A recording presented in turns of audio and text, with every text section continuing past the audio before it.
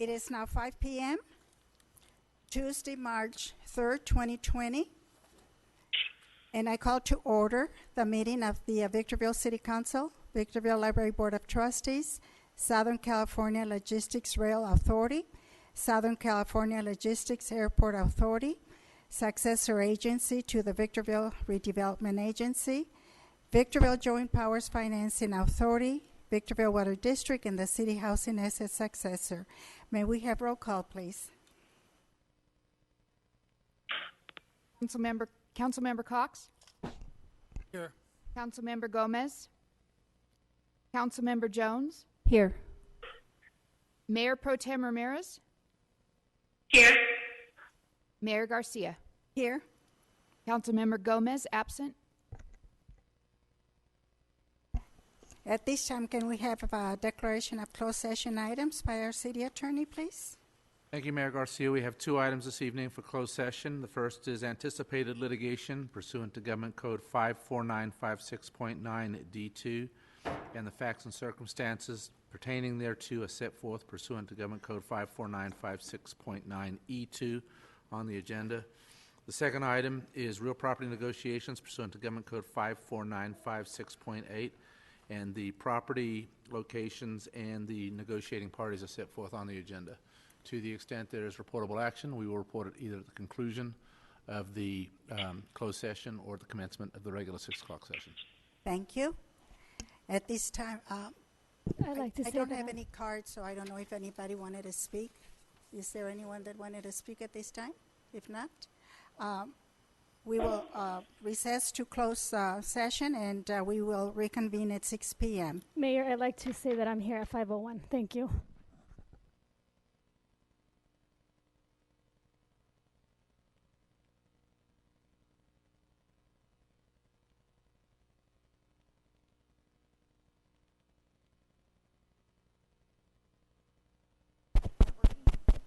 Oh, there it is.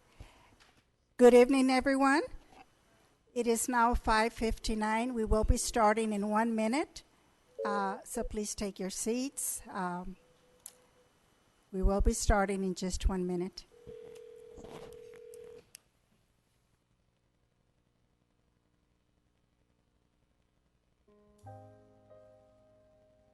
Hello? Hi, we have you on. We're going to start here shortly. Okay, I'm ready.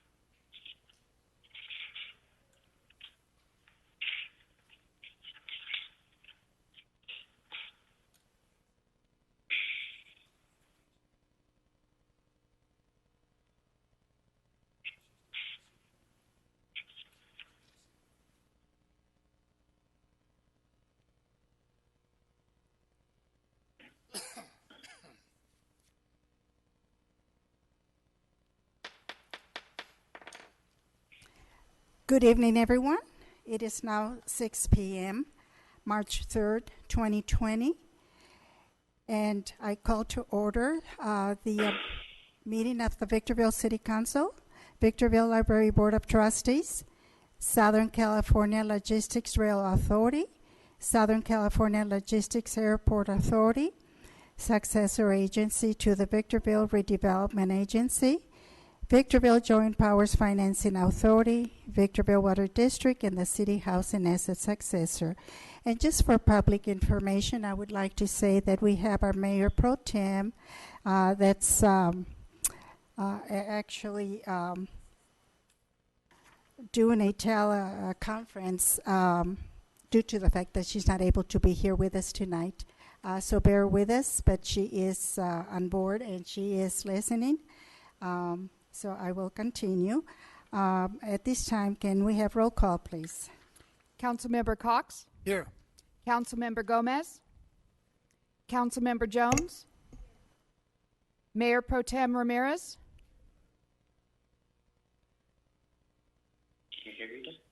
I'm ready. Mayor Pro Tem Ramirez? She's here. I'm ready. Mayor Garcia? Councilmember Gomez, absent. At this time, may we have closed session announcements by our city attorney, please? Thank you, Mayor Garcia. We had two items this evening. First item was anticipated litigation pursuant to Government Code 54956.9 D2, and the facts and circumstances related to that are set forth on the agenda. The other item was real property negotiations pursuant to Government Code 54956.8, and the property designations and negotiating parties are also set forth on the agenda. At this point, there is no reportable action with respect to either of those items. Thank you very much. We will have the invocation by our Pastor Dane Davis of Impact Christian Church. The Pledge of Allegiance will be led by Police Chief Rick Bessinger. So please stand. Thank you, Mayor Garcia. Would you pray with me?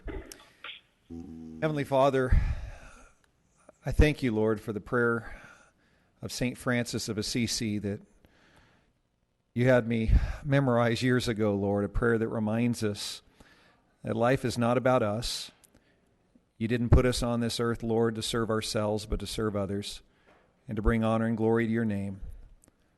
And so in the words of that prayer, Lord, make me an instrument of your peace. Where there is hatred, let me sow love. Where there is injury, pardon. Where there is despair, hope. Where there is darkness, light. Where there is sadness, joy. O divine Master, grant that I may not so much seek to be consoled as to console, to be understood as to understand, to be loved as to love. For it is in giving that we receive, it is in pardoning that we are pardoned, and it is in dying that we are born to eternal life. Heavenly Father, bless our leaders as they make decisions on behalf of our community tonight. Give them wisdom, guidance, and unity. And be with Dr. Ramirez tonight, Lord. We thank you that she can be with us through teleconference. Encourage and strengthen her as well. In Jesus' name, amen. Amen.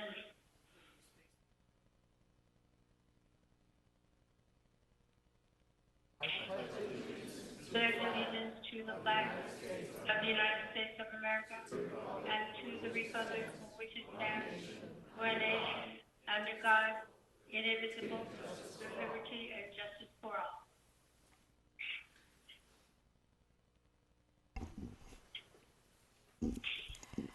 all. This evening, we do have a proclamation and a special presentation by Homeless Solutions Task Force updates. Madam Mayor and members of the council, Cassandra Searcy is our Homeless Solutions Coordinator. And one of the things that I wanted to do is use this opportunity to at least share with you our latest. We've accomplished a lot, we believe, over the course of less than a year, to the point where the last action before this council was to approve a strategic plan. We do have a task force in place. Ms. Searcy is our point person in helping shape where we're headed. So with that, we've got a presentation to share with you and give you an overview as to where we're headed. There is no direction being sought, but certainly as we near the end of the presentation, there's some suggestions about locations, and to the extent you have feedback to offer, we'd certainly value that. Thank you. Thank you, Mayor Garcia, members of the council. I'm here to present to you let me back up. I'm here to provide an update on the Homelessness Solutions Task Force, and also to present to you our plan to alleviate homelessness through the creation of a 150-bed wellness and recuperative care center that will act as an on-site support service, providing shelter, medical respite, and housing assistance to help stabilize. Excuse me 1 second. I don't know if they can hear you. Can you hear back there? Rita, are you hearing? It's a little mumbled. Can they turn the mic up? Yeah, just speak into it. It'll be Okay. Is this better? That's Okay. much better. Thank you. Okay, so let me start over. So I'm here to provide an update for the Homelessness Solutions Task Force and present to you our plan to create a 150-bed wellness and recuperative care center that will act as a shelter and provide on-site supportive services, medical respite, and housing assistance to stabilize our homeless communities. But before I discuss the details of this plan, I'd like to highlight some current developments. If you are not aware, California now has 53% of our nation's unsheltered homeless population. And there's been a political shift. Cities are now pushed to the forefront to solve its own homeless problems despite not having adequate resources or the infrastructure in place to do so. To complicate matters further, cities are being sued in federal courts for criminalizing and punishing the homeless. And what this means for our city is that we are unable to enforce anti-camping ordinances and public nuisance laws unless we have adequate shelter beds in place. Multiple city departments are being affected by homelessness, and it's causing an increased strain on city resources and manpower. And just to illustrate, in 2019, city staff exhausted 339 hours in homeless-related cleanup efforts, which included the disposal of 155 tons of trash and solid waste. There were 315 homeless encampment cases that were created. And in regards to mobilizing a response to the encampments, it requires the coordination of code enforcement, law enforcement, and community services. So again, I'm illustrating how our city resources are being impacted. Furthermore, homelessness is having a ripple effect in our communities, and it is negatively impacting the public, our businesses, and the environment. And the reason for this is primarily because people without housing are high consumers of public resources. And as such, they tend to generate an expense to a city rather than income. So if our city is trying to, or if our city does not take the steps to stabilize the homeless community, these negative impacts will continue. But fortunately, City Council, in its commitment to reduce homelessness, took a proactive step and approved the creation of the Homelessness Solutions Task Force, and that was formed in February 2019. You can see from the list that the task force is made up of 12 stakeholders representing different segments of the community. Also, please take note that we do have a representation for the homeless community. And then City Council took another proactive step and approved the hiring of its first Homelessness Solutions Coordinator, and that would be me. And through a collaborative effort, the task force and myself, we developed a strategic action plan, which was also approved by City Council on November 5th, 2019. So, the first priority in our strategic action plan is the creation of an enhanced shelter operation, which we are referring to as the Wellness and Recuperative Care Center. This collaborative project will be ran or managed by contracted lead operators, and it will consist of two distinct components that will provide the services that I mentioned before regarding enhanced shelter and medical respite. The first component is the Wellness Center, and it will provide 100 shelter beds and support services to homeless men, women, and families. And the second component is our Recuperative Care Center, and it will provide 50 medical respite beds. I want you to take note to some of the amenities in this Wellness Center. It's different than any typical shelter. We will have the separate sleeping areas for the men, women, and families, so people can stay together, couples can stay together, families can stay together. The basic needs will be met, which includes the meals and the ability to shower, the ability to have a mailbox so that you can receive important documentations. People will be assigned a case manager so they can have an individualized service plan to help with stabilization. And this will include assistance with documentation readiness, income stabilization, and housing navigation. There will be a variety of support services on site to include workforce training, job readiness skills, life skills, recovery classes. There will be space for pet kennels, so if a homeless person had an animal or a pet, they can bring it to the Wellness Center. There will be space for storage lockers and bins so that people can safely secure their items. And then another neat component is that our Wellness Center will be similar to a day center so that individuals can rest and they can recover, and they can work on their individualized case plan rather than being forced out in the community like typical shelters. And in such, this will reduce the foot traffic and visibility of homeless persons in our communities and business districts. Looking at this wellness center a little bit further, you can see from the flow chart how a person would enter homeless. They would receive access to on-site services that I just mentioned, and they will exit stabilized. But what I really want you to understand is that this component is going to utilize a multi-agency collaboration that will consist of nonprofits and government agencies.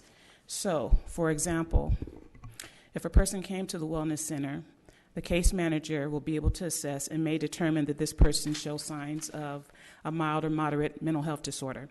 And then they can connect this individual to a representative from the Department of Behavioral Health who is on site. In the same sense, if an individual came to the wellness center and they, let's say, had income because they worked at Walmart or McDonald's or whatever, but they simply cannot afford housing on their own, so therefore they are homeless, they're sleeping in their cars, then that case manager can connect them to an on-site housing agency, and they can have assistance with rapid rehousing, transitional housing, or permanent supportive housing. So basically, we're not reinventing the wheel. We're just working more collaboratively with programs that already exist under one roof in a one-stop shop model. The second component is recuperative care, which is medical respite, and this is something that will be heavily utilized by the 3 local hospitals. Respite care, for the most part, is going to be a benefit financially to the hospitals, but it's also going to be a benefit to a person who's able to be discharged to the recuperative care center. And the reason is because hospitals are not able to discharge a homeless person who still requires some type of recovery or care to a typical shelter. You just can't do it. But a hospital can discharge an individual to a recuperative care center. And the benefit is that while this person is recovering from their illness or injury, they will have access to the same on-site services that I just mentioned in the wellness center. At the bottom of the screen, you see where it says a 7-day stay in the hospital is equal to 1 year's rent. It's a sad statement, but it's true. So I want to break this down for you. For a typical 7-day stay in the hospital, it will cost anywhere between $16,000 to $21,000 for a 1-week stay. But if that hospital were to discharge an individual to a recuperative care center, the cost ranges between $1,400 and $1,800. I'm rounding up for 1 week. So that's a considerable savings to the hospital. But the other benefit to the hospitals would be that you will not have homeless individuals dealing with cycling in and out of the hospitals. They will lower the recidivism rate. And it will also allow hospitals to improve their ER wait times. It will allow hospitals to increase their bed availability. And it will allow the recuperative care patient to receive the help that they need to stabilize. Now, I've focused on 2 components already, and that's the shelter component and the medical respite. But the third component that we're looking at is community benefit. We are right now talking to healthcare agencies that want to provide on-site medical services at the Wellness and Recuperative Care facility. These services would be free to the occupants of the Wellness and Recuperative Care Center, and it would cover medical, it would cover pharmaceutical, and it would cover dental. The benefit to the community is that those same services will be available to community members as well. These services will be completely free to the occupants of the Wellness and Recuperative Care Center, and it will be a nominal cost, like $3 to $5 per visit for community members. And if they did not have the fee, no one will be turned away. This model is ideal for people who do not have health care insurance, and it's also excellent for people who have chronic conditions and they have difficulty with their medical share of cost. The second component that will be beneficial to the community is the homeless prevention services. If you live in the community, and let's say you find yourself at risk of being homeless because you've suffered a financial hardship, let's say, for example, something happened to your car and you had to repair it because you need your car to go to work. Well, in this particular case, that individual can come to the wellness center and get help with rental assistance, utility assistance, and financial counseling. So we're not leaving the community out of this equation. So now we're looking at the how and the where. Please note that city staff has extensively researched different construction methods, looking for the most cost-effective and time-saving way to construct this facility. And we've narrowed down alternative construction methods, which includes modular construction. If you're not familiar with modular constructions, basically the building is put together off-site and then it's assembled at its final location. And there's a variety of facades, outside facades that can be used. I'm just going to give you an example here. These 3 pictures are just illustrations, but they're all modular constructions. So they can be as fancy or as simple, but basically we have aesthetically pleasing options, very flexible. I want you to know that city staff has examined a building. We actually connected with the local modular company and we toured the plant. And we're looking at a building that would be able to encompass the Wellness and Recuperative Care Center. It's approximately 17,000 square feet, but basically I want you to understand this building was previously used by the state of California. This was formerly a detention facility out in San Isidro. The building is 3 years old, but it's only been occupied for 2 years. In such, it just leads to the flexibility of being either divided into 2, it can be reconfigured. It just leads to a lot of options that are not available in a typical brick and mortar style building. There are 2 potential sites that the city is examining. Both are owned by the city. The first site in option 1 is near Evadale Park. And the second option is in Old Town. As you can see from the second option, the space is divided. Whether it was like the Wellness or Recuperative Care Center would be across the street from each other, but that's fine. Both sites would work equally well. The reason why the city is looking at city-owned land is because of the grant process. The fact that the city would be able to have site control would give us an extra benefit with moving forward with the grant process. And in terms of the city's vision, we hope to move forward with the modular construction, and in that case, we would have ownership of the building. The plans would be state approved. These are some of the features that would be offered in a modular construction, and that's the multiple restrooms and showers for men and women, defined sleeping areas for individuals and families, the medical evaluation rooms, the private interview rooms, an industrial kitchen, dining hall, recreation, various office spaces for the on-site support agencies, and the room for storage and kennel areas. And in terms of next step, the city definitely intends to decide on a location, and for that we are seeking feedback from City Council. And once a location is decided, the city will pursue entitlements. We are continuously pursuing funding options. This building is state approved. And once in place, we will initiate a request for a proposal for lead operators to manage the Wellness and Recuperative Care Center. The building will be leased to operators, and the city will continue to form strategic partnerships. And that concludes this presentation.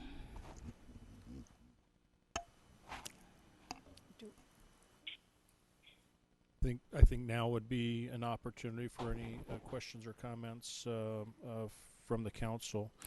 Maybe before doing that, I know we have a few members of the appointed Homelessness Solutions Task Force. I'd like to recognize them because the work that they're doing has been invaluable when it has come to getting us to where we're at in terms of not only the plan that this council approved, but helping offer advice and priority and getting us to this stage with you tonight. So maybe either stand or raise your hand just to be recognized for your effort. I do personally thank you.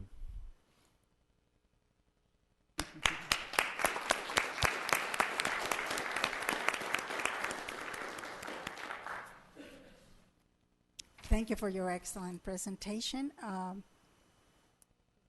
any questions? I have just a few, if I might, Madam Mayor. Thank you.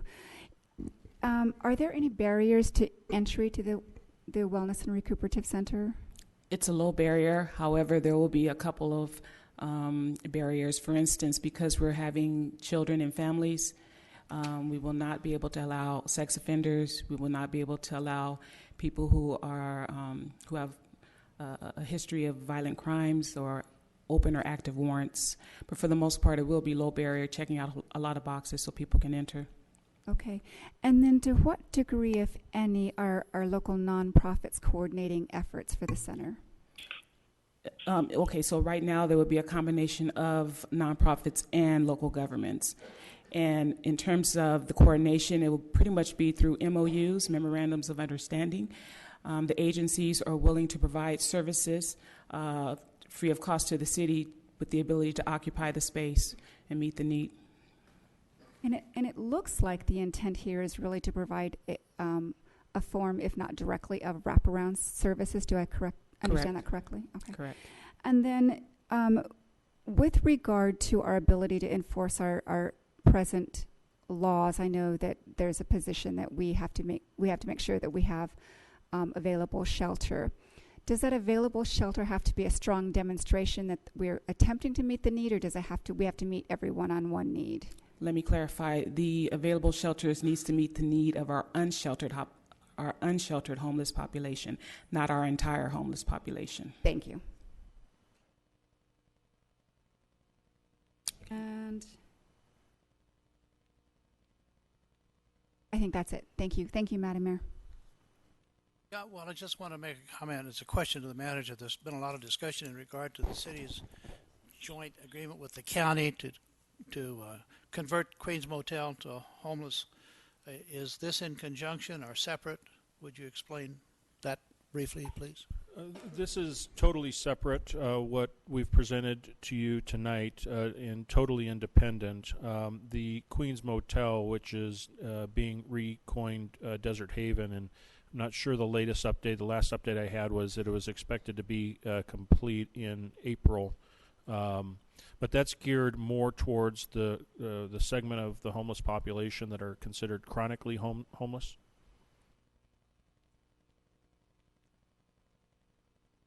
You know, I have a lot of questions, a lot. But what I'm going to do, with the permission of my colleagues, I'm just going to wait, and I'm going to add this to a workshop agenda, and then I can ask all my questions. Hopefully, by then we'll have Dr. Rita available as well, because I know she's really concerned of what's going on. I mean, you're doing great. I'm just flabbergasted of what's going on. Thank you. Thank you. Well, I know my question was answered because I was also under the assumption that it was actually connected to the Queens Motel, which is the Desert Haven project. Yeah. But I understand now that it's separate. Right. But let me find out, Rita, if she has anything.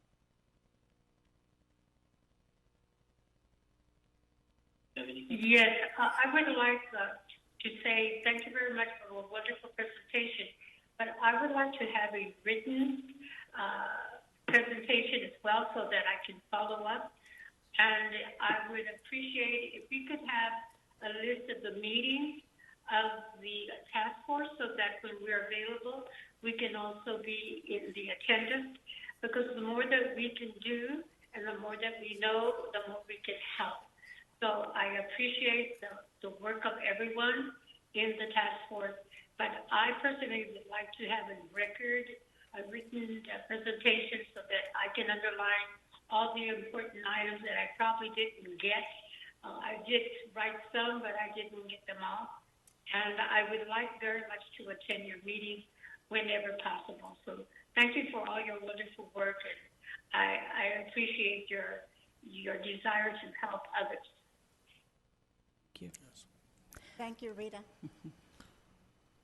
Thank you very much. I believe those were all the questions. Thank you. Thank you.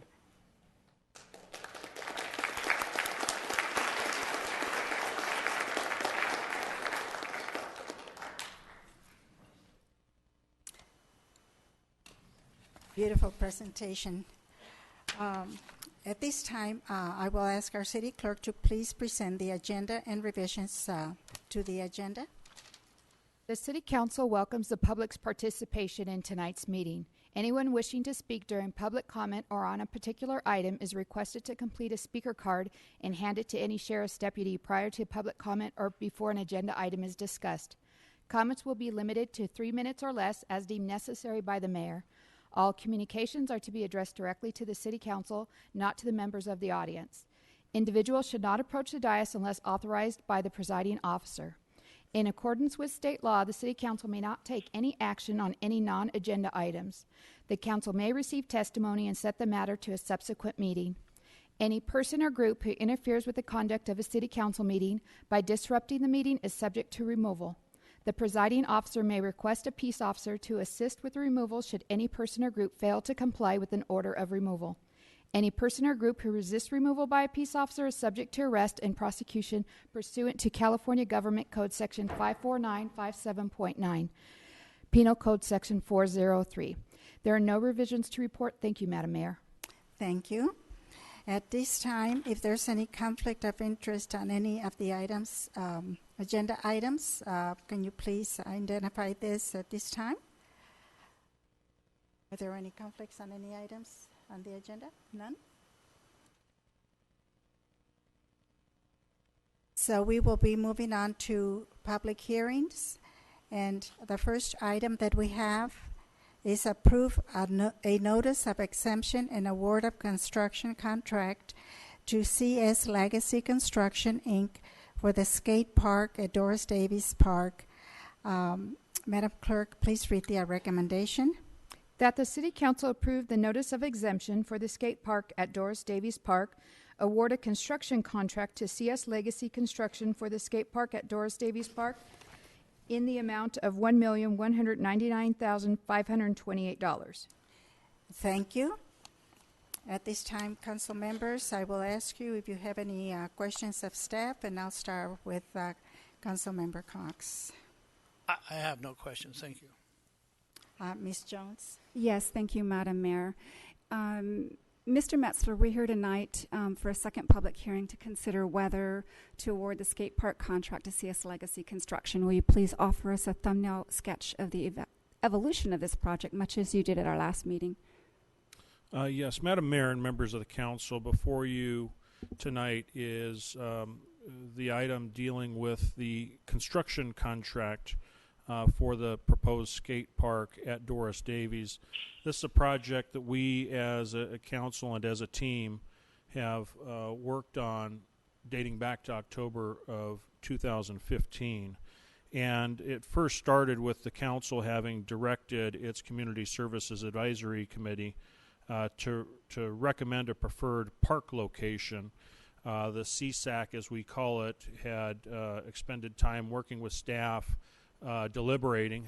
They did go through a deliberative process, and it was ultimately recommended by the CSAC to the council that Doris Davies be the select park for the construction of an ultimate skateboard park.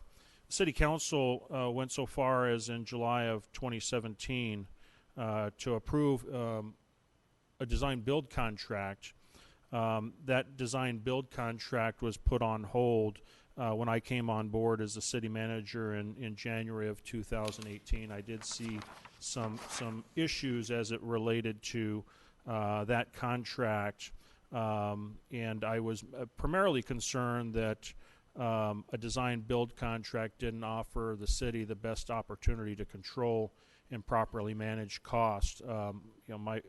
My preferred approach and my past approach on many projects has been deliberate in going through what we call a design, then bid, then build project. And so we pumped the brakes a little bit in January of 2008, but then we subsequently in February of 2018 brought on an actual design firm to help work with our engineering department to develop a design.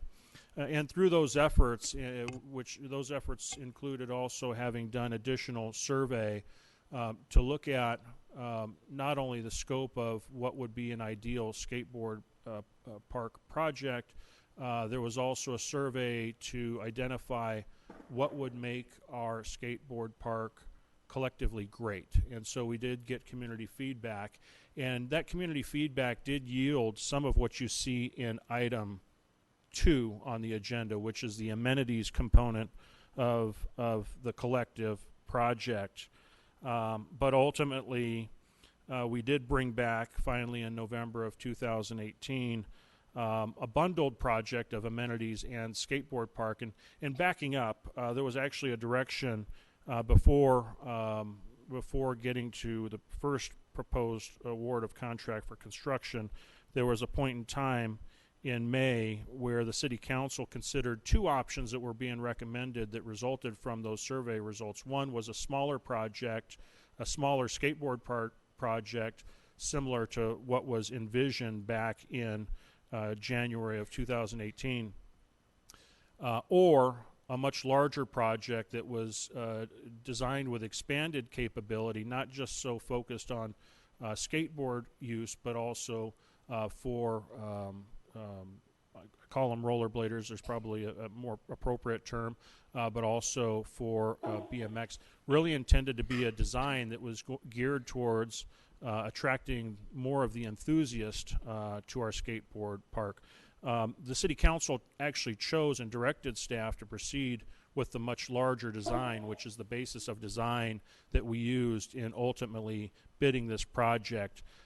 We have brought this project back previously in a singular fashion, and because there was some perceived sticker shock related to the combined bid process, staff was directed at a time to separate them out so that if it became a fiscal question, it was easier to pick and choose, if you will, elements. But that leads us to where we're at today, which is not an issue so much of approving the building of a skateboard park, because we've been directed to do that over the course of time. The issue before this council, as this item speaks very specific to, the question of whether or not you want to award a construction contract to CS Legacy, in this case in the order of $1.259 million.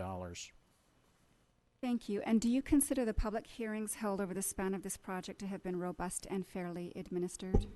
Yes, I do. Does the will of the people take into account that some individuals might genuinely disagree on a matter? I think that's the healthiest part of the deliberation that we've had, is that we've seen varying opinions, and despite those varying opinions and the deliberation that's occurred over the course of time, at least for staff, what's been clear is the direction, which is, despite the opinions, the direction has been clear to proceed down the path to lead us to where we're at today. And what, if anything, has changed since November 2018 that would cause the city, or the council for that matter, to believe that it erred in its original decision? I'm sorry, can you restate that? Sure. So the last direction given in 2018 was to proceed with the bid process. Has anything occurred since that time that would give rise to our thinking that our original decision was an error? No. Thank you. Do I recall correctly that since the installation of this very council, that's 15 months, no council member has requested an agenda item to reconsider the viability of the skate park project, whether it should be relocated, or to have another look at the will of the people? That's correct. Thank you. Our Community Services Advisory Committee, with the help of Greenplay, is developing a Parks and Recreation Master Plan. Has Greenplay expressed any concern that the pending skate park project is inappropriate for our city? I'm not aware that they've expressed any opinion. Greenplay is a consultant that we've brought on board to help advise us of our master plan needs into the future. I know one of the things that they're doing currently is inventorying all of our park amenities, and so effectively they're establishing a baseline of what park offerings we have to our residents. This factors into that baseline.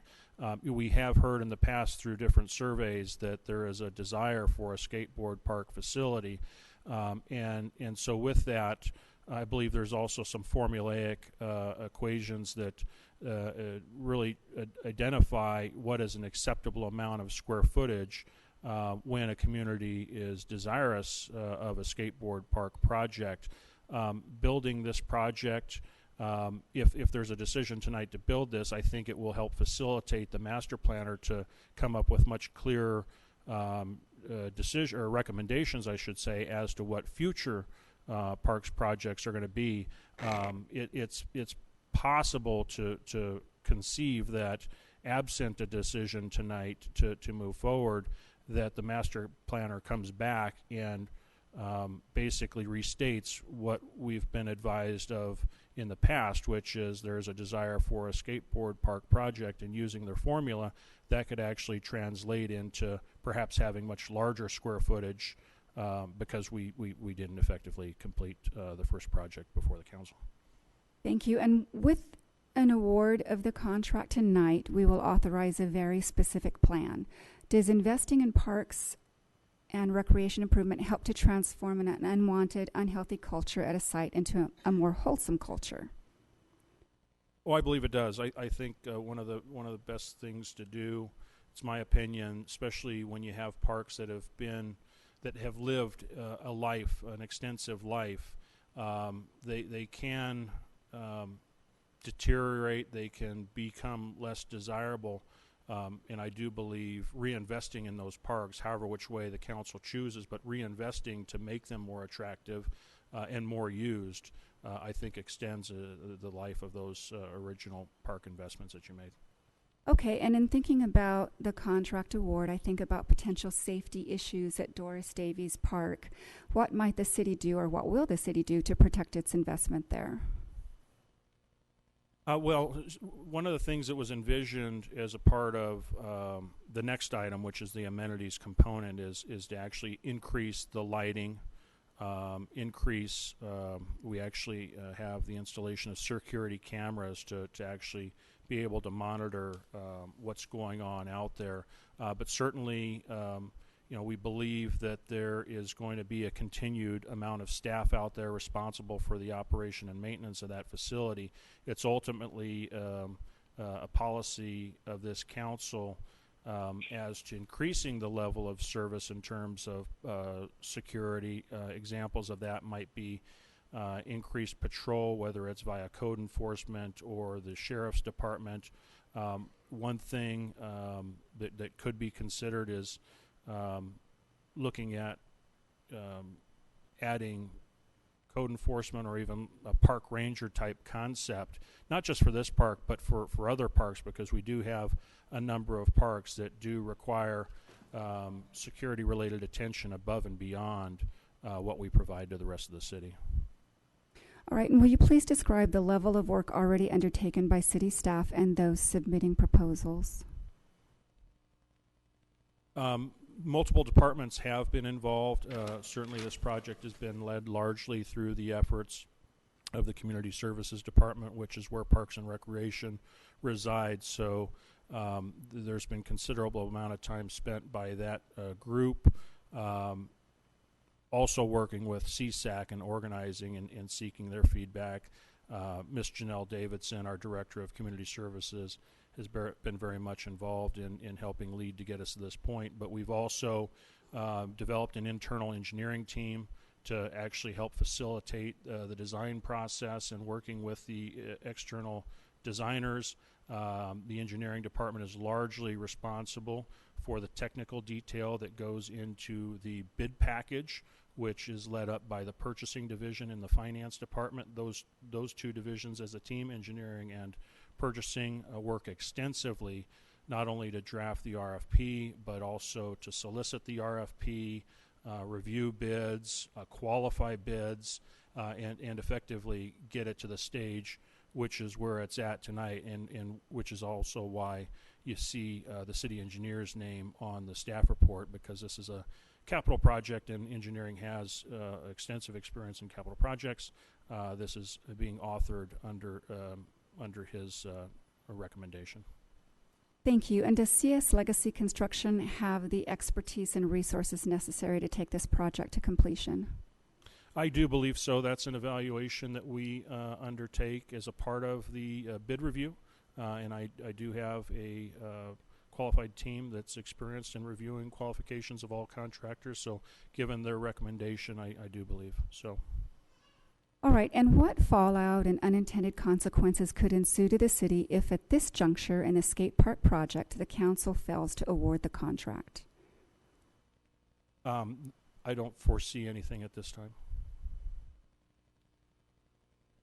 So if we don't follow through with this normal part in the process, there's no impact potential future bidders or attracting businesses to our community? Considering that we've been through this a couple of times, I do believe there's a possibility of reputational risk, especially as it relates to going out for future construction projects. I think there's been a very public direction to move forward with this project, and now to have gone through a RFP solicitation process twice, it's likely that could impact the desire of the construction community taking serious future construction projects, and that might be a stretch in terms of reality, but I could see that's how I would try to define what a reputational risk might be. All right, and drawing from your experience, would it be conventional practice for a council to reject the award of a bid for reasons external to the proposal itself?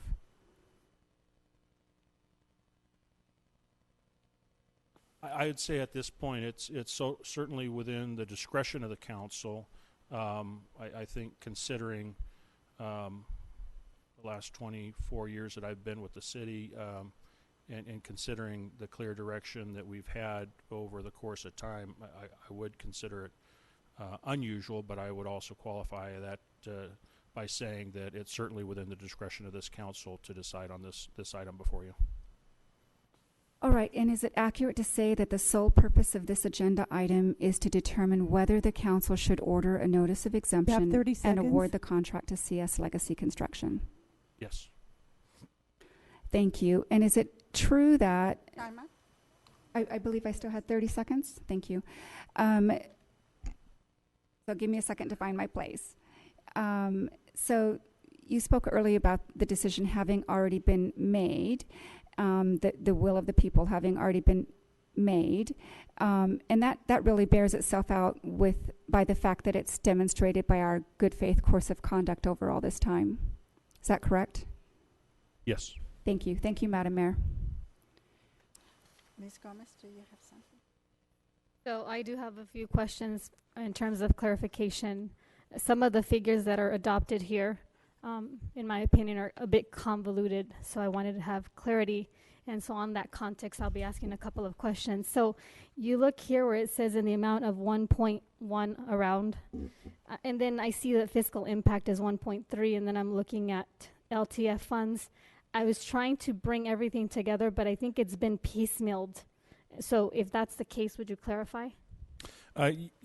Yes, Madam Mayor and members of the council, if I might. I think what the item is identifying first is that the fiscal impact associated specifically with this item is that it would cost $1.259 million. Broken down, we've identified by account number, whether it's the Recreation DIF fund or the Local Transportation Fund. If you break that down into and look at the 1.26 number and the 68,655, those two added together gets you to, I thought, but that math is not working.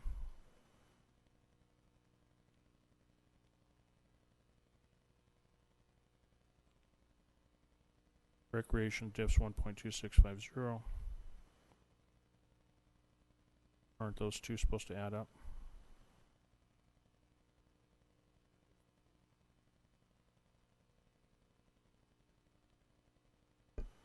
$9,000. So if you go to page 9, you'll see the 1.259505 is broken down by the bid, which is the contract amount, and the inspection and testing, which is a separate contract.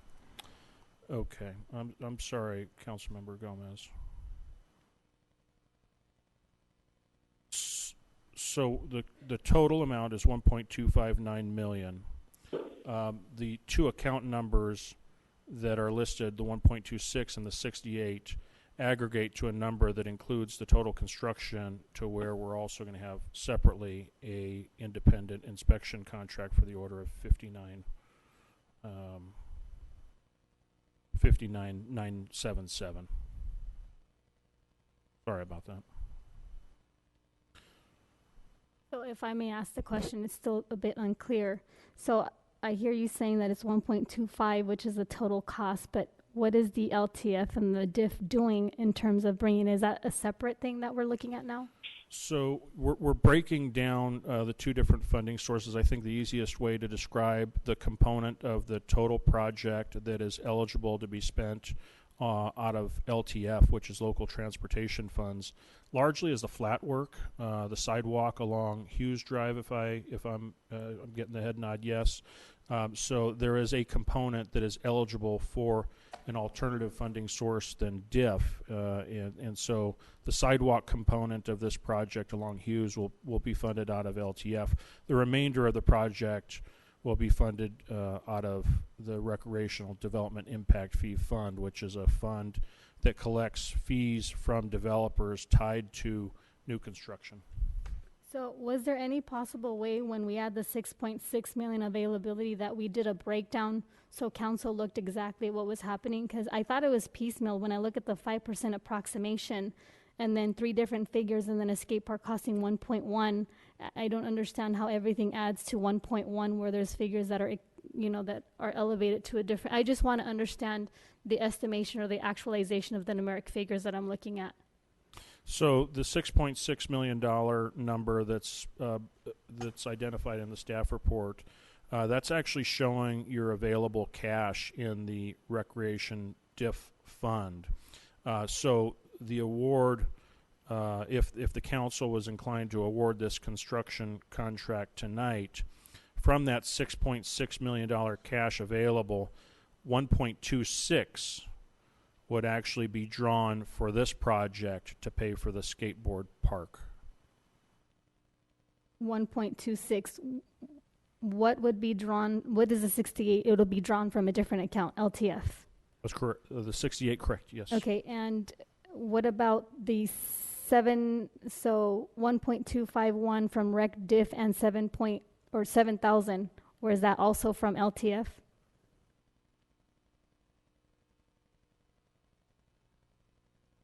I guess all I'm trying to say is next time when we write this report, I do add numbers and I do kind of look at the figures.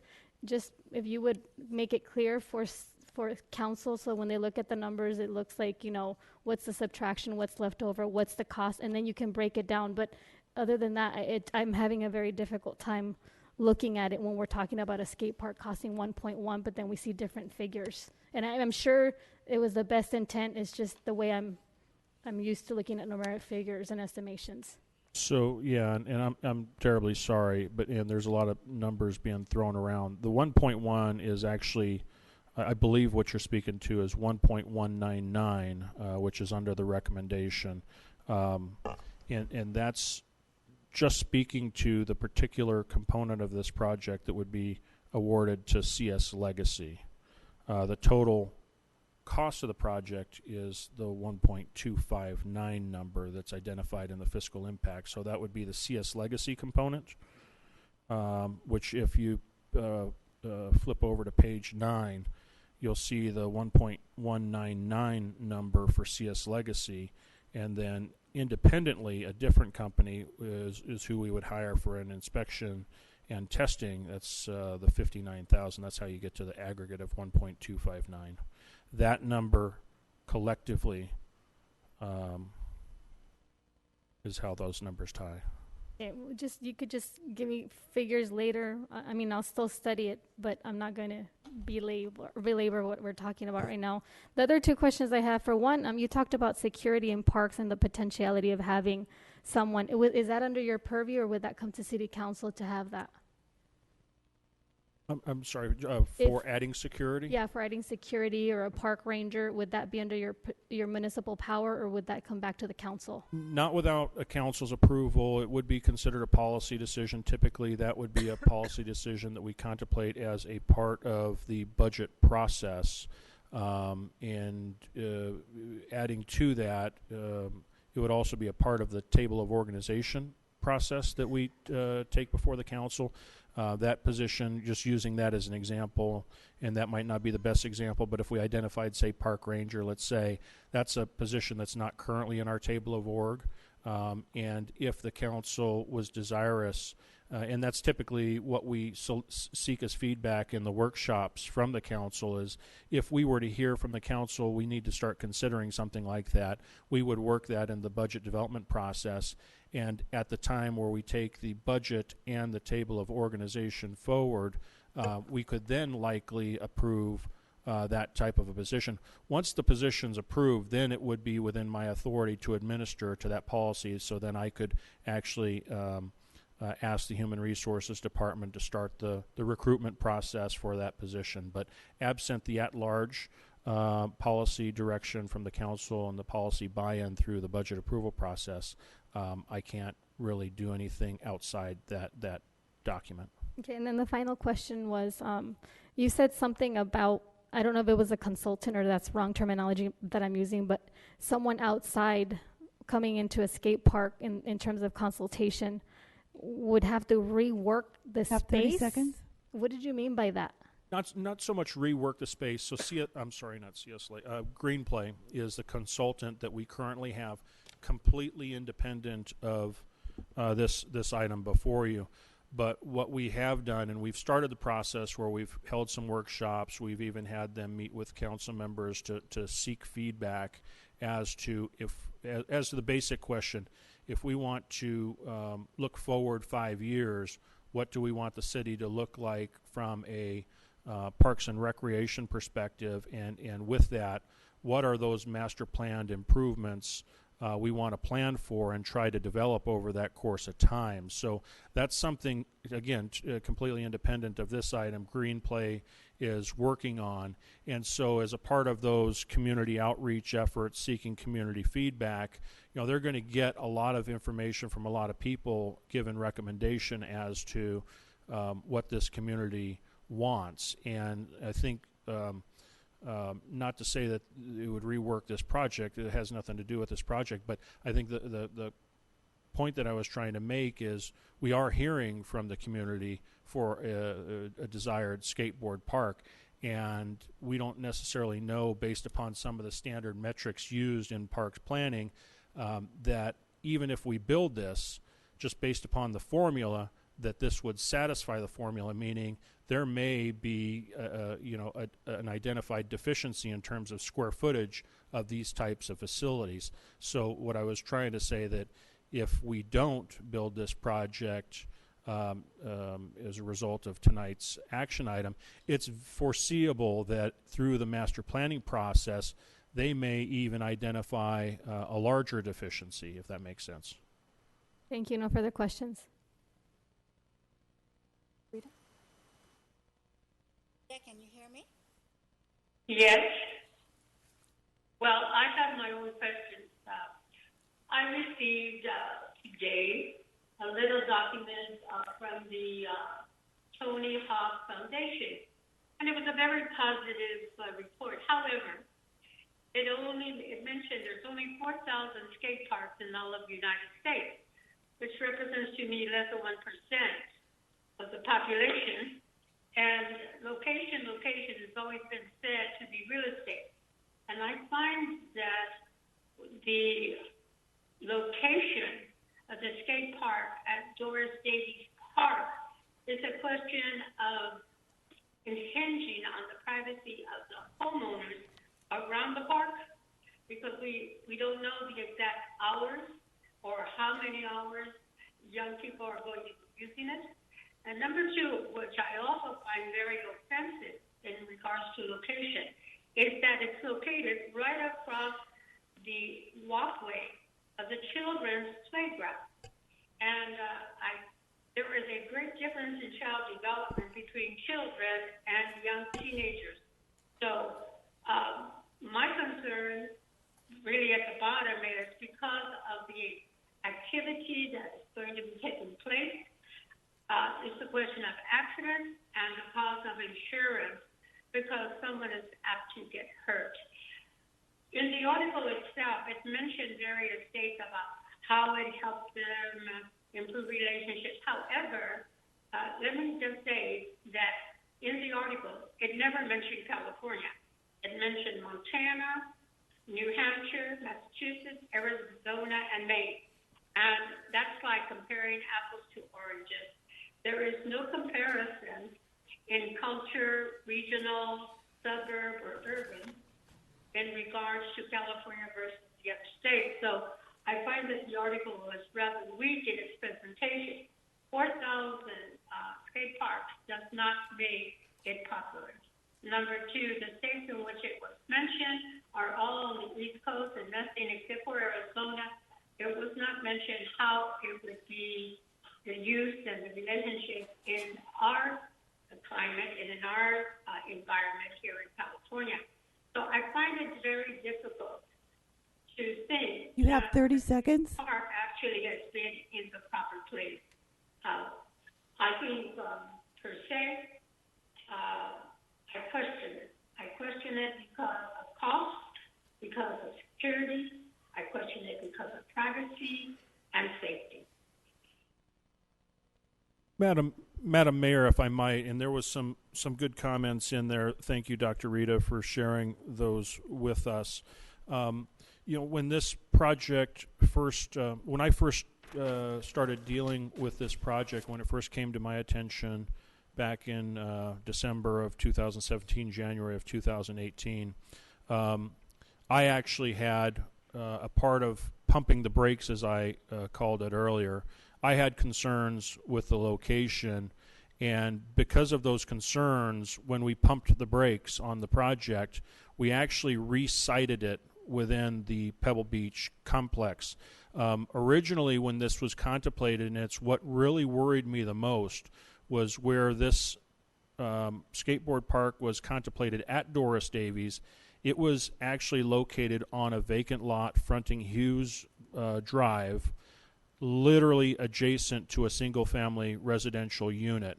And despite the issues I had with respect to the design-build contract, I equally had as much concern about this smaller park being located literally next door to a single-family residential park. So because the deliberation occurred preceding me, involving the council and the CSAC to at least decide Doris Davies, we did put a considerable amount of time. In fact, myself and the executive team, Ms. Smith and Mr. Harris, we actually physically walked those grounds to figure out how, within the framework of the council and CSAC's deliberation that Doris Davies Park was the park to be built, one thing that we could all agree on was where it was originally proposed is the wrong place. So we actually walked the grounds and put a considerable amount of thought as to where within that park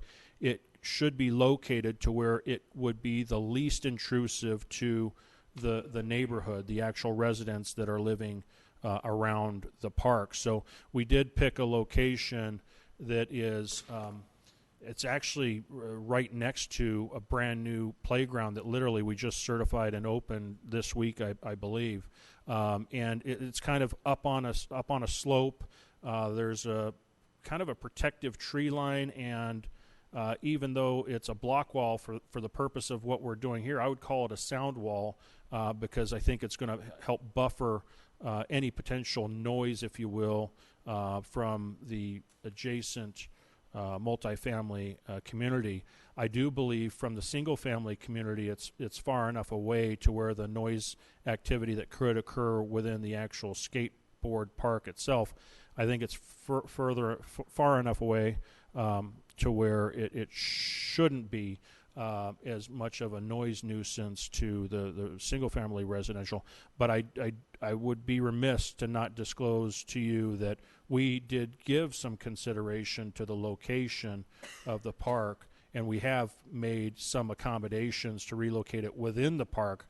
I will tell you, and it was my strong opinion back then 2 years ago, that had we went through with the original plan by the council to build it at the Hughes Road location, we would have some very, very unhappy residents, particularly the one that would have the house right next to it.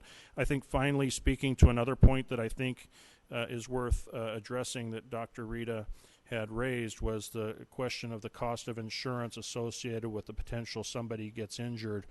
There have been some legal exceptions made for municipalities that get into this world of building skateboard park communities, and there have actually been indemnity or indemnifications extended to communities.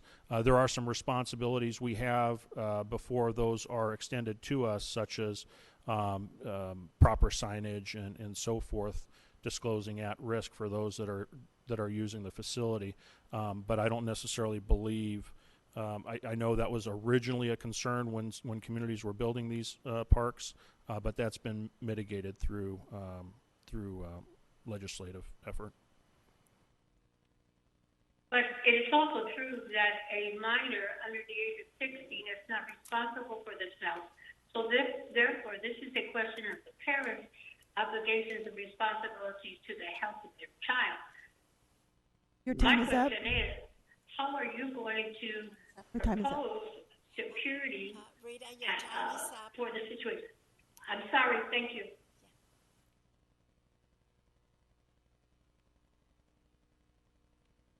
So that concludes Rita's item. Okay. I believe I had everyone else speak, so it's my turn now. I don't have any objection to the skate park itself. My concern is the allocation. That has been my concern right from the beginning.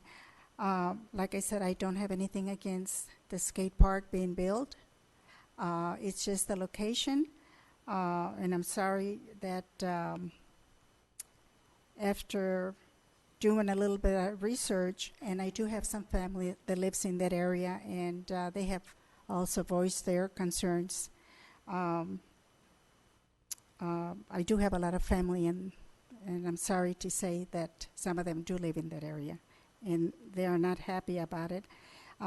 Most of my questions have been answered as far as liability, the additional expense for safety and maintenance, the actual cost to build it, and it all seems to fit into what it would be to build a skate park of this magnitude.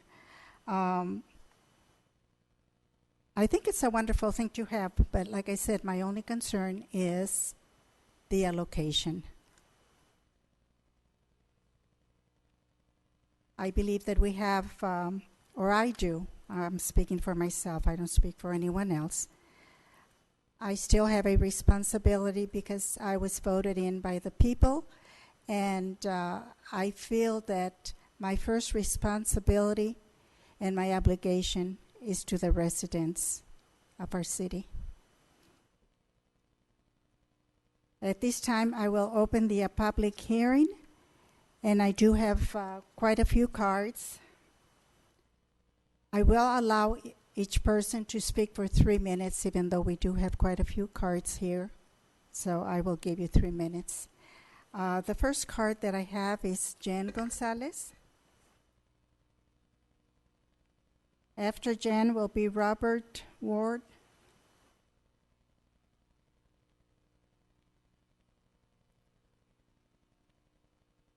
So I do want to thank the mayor and the council members for giving me this opportunity to speak. And in doing this, I need to share a little bit of my personal story, my career story to address this. So we moved here in 1984 and had our kids, and not afraid to admit that I did things a little backwards and went to college after I had my kids. Therefore, we needed affordable options for activities for my own children. So they turned out that those opportunities were things like City of Victorville Tiny Tots, dance classes, sports, t-ball, soccer, Little League. All were afforded to us, whether it was use of field or facilities by Parks and Rec, and I do want to thank you for that, because they did have that opportunity. Never were my children asked, told, or disregarded so that they had to dance, attend Tiny Tots classes, or play sports in the street. On a second note, I am superintendent of Victor Elementary School District, and I've been so working in this district for over 25 years. Started as a teacher at Liberty, which I'm sure some of you are familiar with. I've been a principal at Galileo. I've been chief business official, where I was in charge. One of my duties was liability, and now superintendent. So during this time, I've had quite a bit of observation of skateboarders, especially when I was a teacher at Liberty. These kids are here after hours on our campuses. There is no any way, shape, or form type of supervision there at this time. And while they're there, it's a closed campus. Gates are locked. So if they're not on my campus, they're in empty lots on streets. It's hazardous. If they're injured, it's hard to get to the kids. There are no restrooms. And I think I have enough knowledge of skateboarding to attest to the fact that the physics of our campuses are not made for skateboarding. I'm here just to appeal to you that our skateboarders are practicing a sport. This is an Olympic sport now. They're using skills that we're trying to teach in the schools, but they're learning them naturally from their peers, like communicating, collaborating, creative thinking, critical thinking.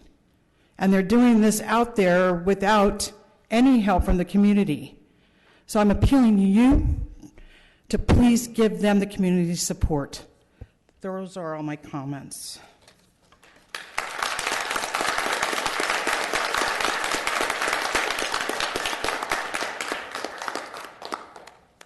Can we refrain from clapping until we get through with everyone speaking to allow everyone their time? Hello, Mayor and Council. I'm in support with you in regards to the fact that you should use the money much more wisely, plan a little better, get some figures, because I'm just sitting back here, I'm looking at what was here. And I'm not a mathematician, but I can add 1 and 1. And some things just didn't figure out. So I would ask you and the council to look more closely, spend a little more time. I'm not against children having a place to play. I was a kid once myself, we all were. But as in this thing of safety and what she was just describing, I think something needs to be done a little bit more closely watched. And that's all I'm going to say. Okay? Thank you. Prince Prosper Edison, and after that, Joshua Justice.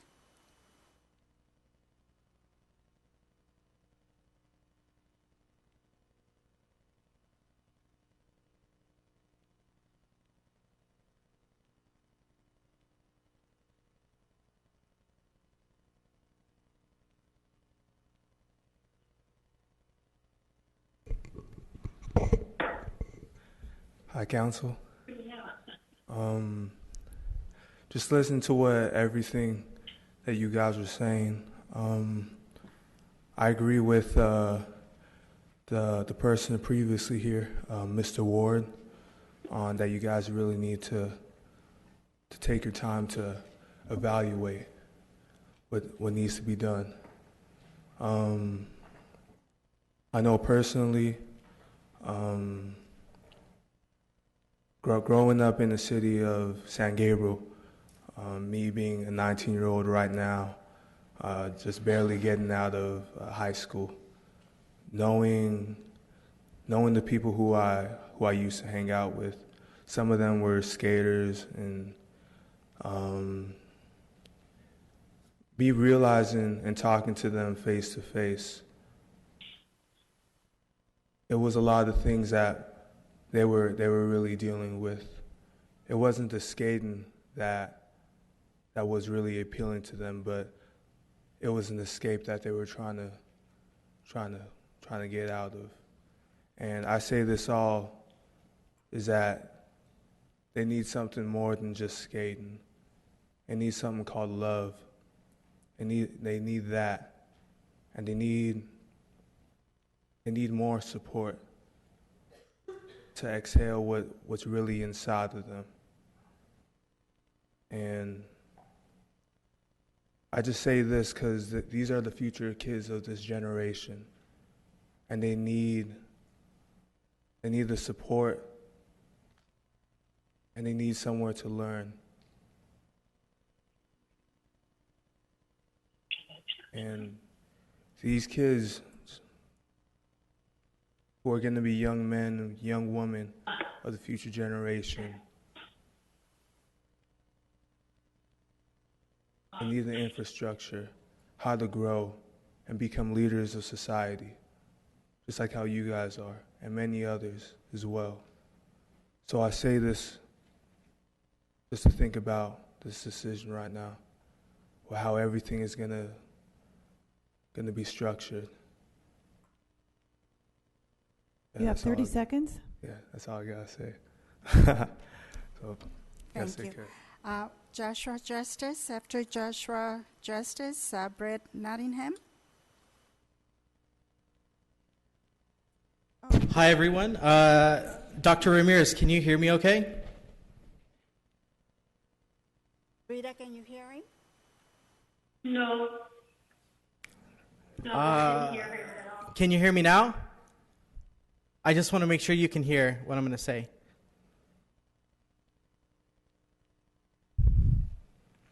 I don't know what he said. You're not hearing him?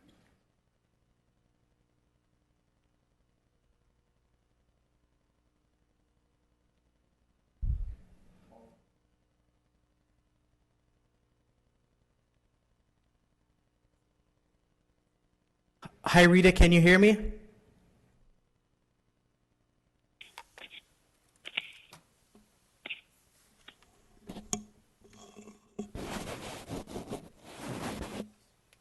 Hi, Rita, can you hear me now?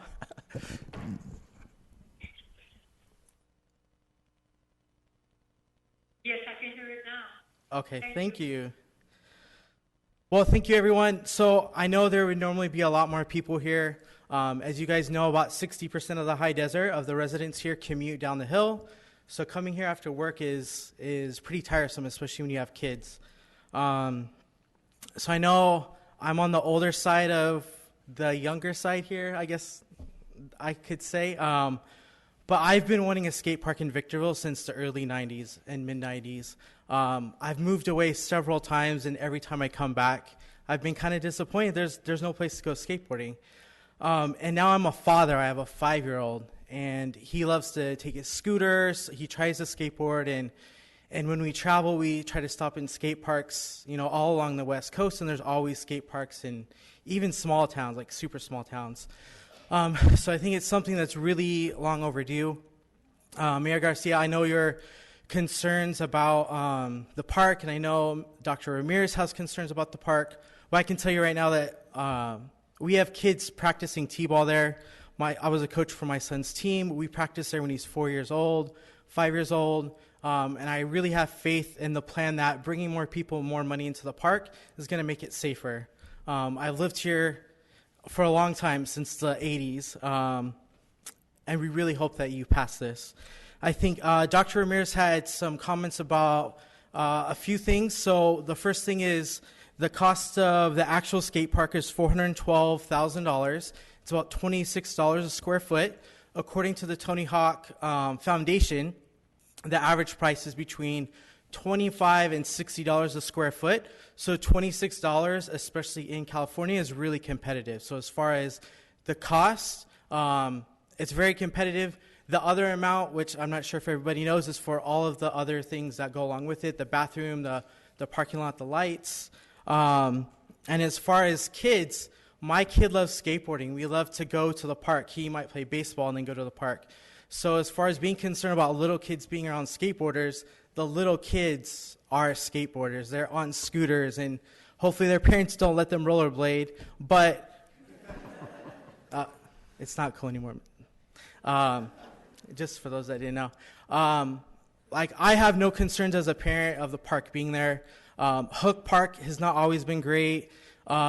Liberty Park has not always been great, but when there's people there, it feels safe. I take my kids to Liberty and to Hook every week, and when there's lots of people, the shady drug dealers are not there. Anybody that shouldn't be there is not there.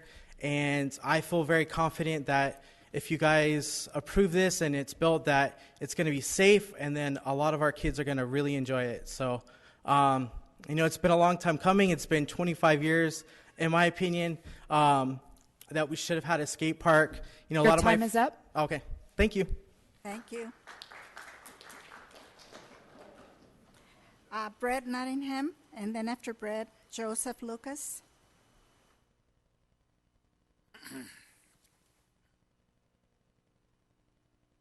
Hello, Mayor. Hello, City Council.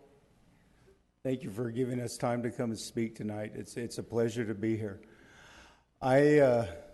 Little history about myself. I've been in the high desert for 36 years. I'm a retired construction worker. I spent 15 years spending time volunteering in youth sports in Victorville and Hesperia. So I spent a lot of time with the youth. My wife and I raised 3 sons. And I know that the youth we need to do something for the youth. I realize that, right? A skateboard park is kind of a concern to me. If there's, I don't know all the ins and outs of your guys' budget and how much money you have and what you're going to do with it. But if you have a certain amount of funds for a park, I would recommend building more parks or enhancing the parks that you have rather than a skateboard park, just because of what comes with having a skateboard park as far as drugs, activities that aren't supposed to be happening, injuries, exposure, and whatnot. I think that the City Council, with due respect, if they spent time thinking about the cost of a skateboard park versus the cost of, let's say, putting the money into different kinds of areas in Parks and Recreation, because the way I understand, I guess there's $6 million in the park fund. But yeah, it's a concern of mine because I've never seen I've been a proud member of Victorville and Hesperia, the High Desert. I've watched Victorville grow, and I don't think Victorville is a skateboard city myself. I know everybody wants to see the park, and I understand that. But if we could promote bigger parks to have bigger sports to bring in a broader array of people that would benefit from the money that you guys are going to allocate for a skateboard park, I think that would be a lot wiser decision to make. That way the community is being served in a better manner. The City Council has a big responsibility to spend the money wisely and to appropriate funds wisely and to make sure that everybody is safe, and that's just my suggestion, that the City Council takes large consideration on how the money is spent, and it's spent wisely where everyone can Your time is benefit. up. Thank you. Thank you. Joseph Lucas, after Joseph.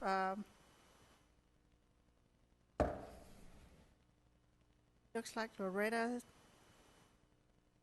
something. Go ahead, sir. Good evening, Madam Mayor and members of the City Council and other distinguished members of the city. My name is Joseph Lucas. I've been a resident of Victorville for around 12 years. I have 3 sons, 15, 13, and 11. My son Levi and I ride skateboards and have been looking forward to seeing this park be built for a long time. If this isn't approved, to say the least, it would be a disappointment. The design for the park is brilliant. My son and I prefer to skate in bowls or empty pool-like structures, and we currently have to drive all the way to Fontana to find a good park with these types of features, which limits how often we can skate and practice. The proposed Pebble Beach Park has a wonderful variety of these kinds of obstacles, as well as a good selection of other types of obstacles that many people enjoy skating on. A lot of kids will benefit from this park. When I was a kid, I came from a broken home. To this day, I've never met my father. I was angry and frustrated. I didn't know why. I took out my anger and frustration by riding my bike. I rode at improvised dirt jumps and vacant lots and at skate parks, and there were many times I had the choice between getting high or riding my bike. There were some nice skate parks in the area, and those made the choice to ride my bike a lot easier. Some kids from bad homes who have abusive parents or neglectful drug addict parents escape these negative home environments by skating. They get their mind off of the negativity and spend time with other kids who have a common interest. And to respond to the last gentleman, not everybody likes to play baseball or soccer. Skateboarding is becoming a lot bigger of a sport. And kids up here in the high desert need that option. I stopped riding my bike a long time ago and only started riding skateboards because my son began skating and I wanted to spend time with him. My 11-year-old son loves roller skating and oftentimes accompanies us to the skate park to ride his roller skates. This park would be a great benefit to the youth of the community, an asset or resource that kids can use to vent or escape. Skating is going to be an Olympic sport, is no longer associated with hoodlums, and kids are going to skate whether there is a park or not, and a park would keep them off of school property and commercial retail property, which are popular alternatives when there is no designated skate park. Kids will find obstacles to skate on private property if there are no parks with obstacles to skate. Abandoning, not passing this altogether would be a huge disappointment to a lot of kids. The nearest parks are in Apple Valley or Hesperia, and a lot of Victorville kids have a hard time finding transportation to these parks. The Apple Valley and Hesperia parks are always occupied, and there is a community-like atmosphere where most people know each other and cheer each other on and help each other when someone fails or can't learn a trick. And in regards to the issue of location, pretty much every park is adjacent to private residences. And if that's the issue, I don't know what other park or Your where time is up. we could put it. Thank you. Thank you. I'm not sure who this is, but it looks like either Rodolfo, Rodelto, Stephen.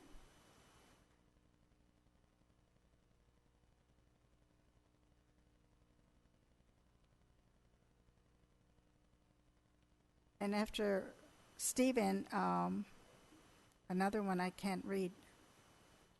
Looks like Ryan.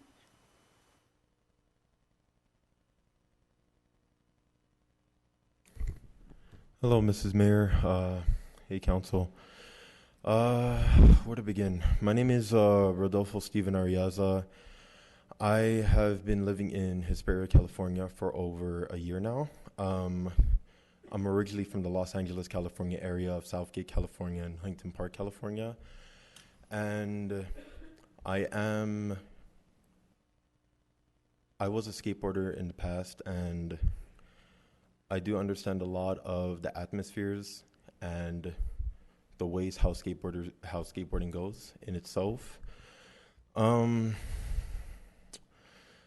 The same just with what Mr. Prince Prosper was going at and Mr. Ward, it would be a wise decision to think about just a park, just to automatically keep faith in it and prayer into it, just to see what would be the best for our community and the best for the parks itself. Growing up in Southgate itself and going to the skate parks there, I did see that there was a lot of activity of uses of drugs, specifically smoking marijuana and drinking alcohol. And I have seen that skateboarders, and even for myself, I did skateboard as a form and a place of where I was void and empty, and I needed a place to go and to get rid of my stress. So I would always turn to skateboarding, and I always go to the skate parks and meet up with some of the people I used to call friends and say, hey, let's go hang out, let's do this, let's do that. And automatically I have seen that without the wisdom and without, sorry, Mrs. Mayor, I'm just trying to think right now, just with the whole everything that's going on. But all I would say is that just with where it's going to be built and the park itself, I would look into consideration of just thinking about doing something else, building other parks, because automatically I have seen if people are going to be doing that type of stuff in those type of parks, that it shouldn't just be built. Reason why is because there's little kids around the skate parks. Even for myself going to the skate parks, I would see that there would be a lot of potheads there smoking, drinking around little kids. And looking at that, I just couldn't have any form or contact into that. So I'm not saying skateboarding is bad. I'm not saying the skateboarders of Hesperia Skate Park are bad. I love skateboarders. I would recommend anybody to do any type of sport, but using the sports to do anything as if just bring a bad atmosphere or bad habitation around areas, I just don't agree with it. So that's all I got to say. Thank you. Thank you. Ryan, I believe it is right. Oh, Ryan, former mayor. Mayor Garcia, members of the council, thank you for having me here and allowing me to speak tonight. I just wanted to talk about a few things. I'm actually here because my son Gavin, who's right over there, is a huge advocate of a skate park. He'd like to see one built in Victorville. Of course, he'd like to see one built closer to where we live. So on that note, I don't necessarily disagree with your thoughts on the location, but I think what might behoove the council to look at on a go-forward basis is building more skate parks, not just one. But I wanted to bring a couple of points of issue to you all, since I used to sit up there and I know what you're dealing with. This is an issue that you already decided, okay? This is something that the council already moved forward on, gave direction to staff, told them what to do. So going out to bid on such an issue is a big deal.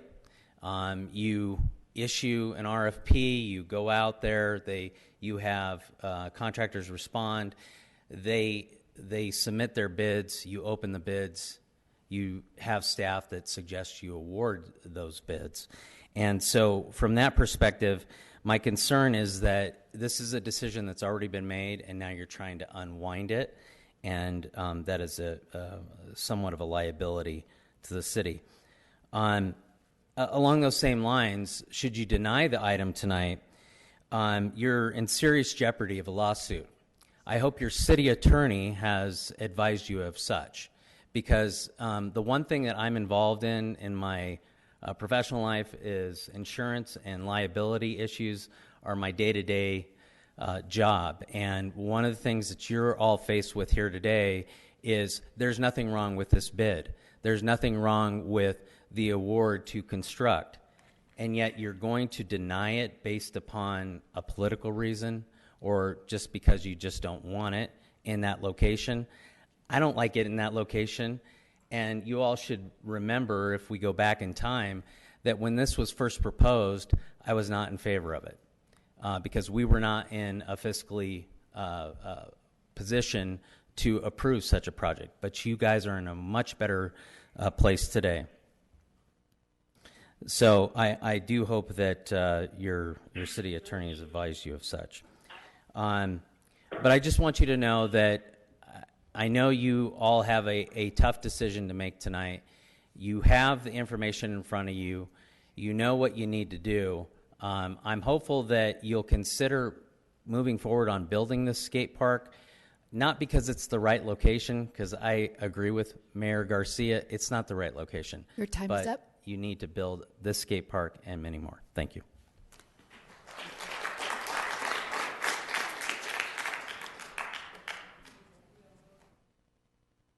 I do have another Ryan. Is there another Ryan? Yeah.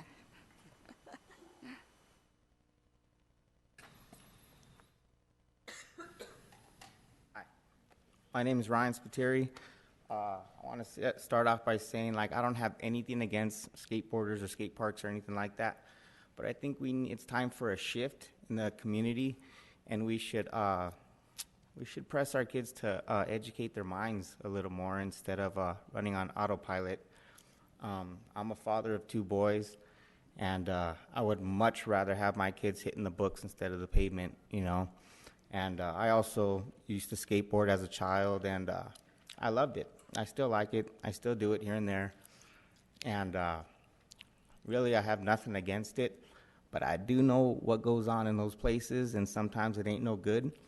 And I'm just looking out for the best interest of our youth and our our future here. That's all I have to say. Amen. Thank you. Aaron Moreno, and after Aaron will be Danny or Donnie Damron. Hello, my name is Aaron Moreno. I am a elementary school teacher at the Hesperia Unified School District. I'm sort of disheartened that I have to be back here again 2 weeks later after telling my story once, but for the benefit of Dr. Ramirez, I will tell it once again. When I was a senior in high school back in 2010, at the beginning of the year, I had a friend named Brian. I used to skate. He used to skate. Because we were forced to be skating on the street all the time because we didn't have a skate park at that time. My friend Brian is not with us today. So speaking back on what Dr. Ramirez said earlier about injuries in the skate park, that's not something that's going to go away. I'm sorry, that's not something that is going to occur because you approve a skate park. That is already happening.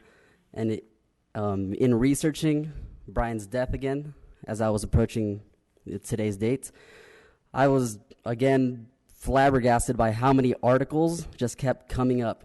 I just typed in some generic words, and I urge you to do the same when you get home.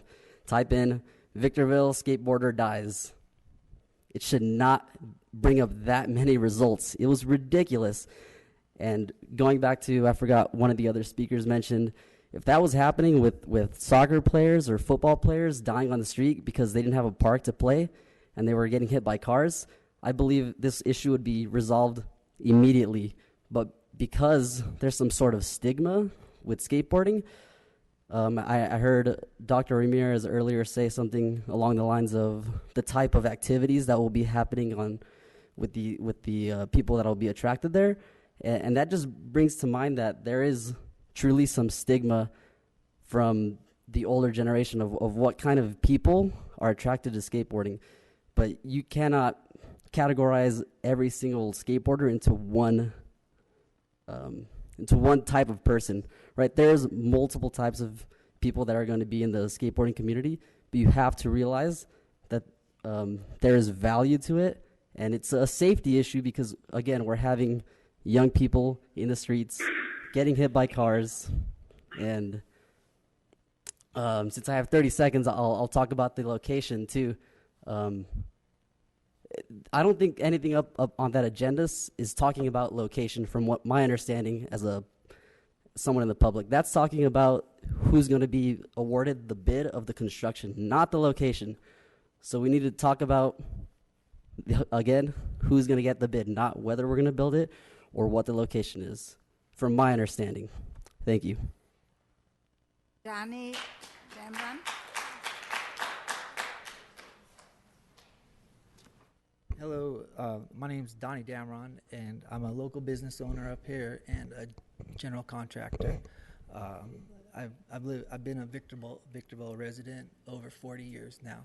I mean, I grew up in Old Town Victorville. I went to Victor High School, Victor Junior High. But anyways, long story short, I truly want to thank you guys for getting this back on the calendar tonight.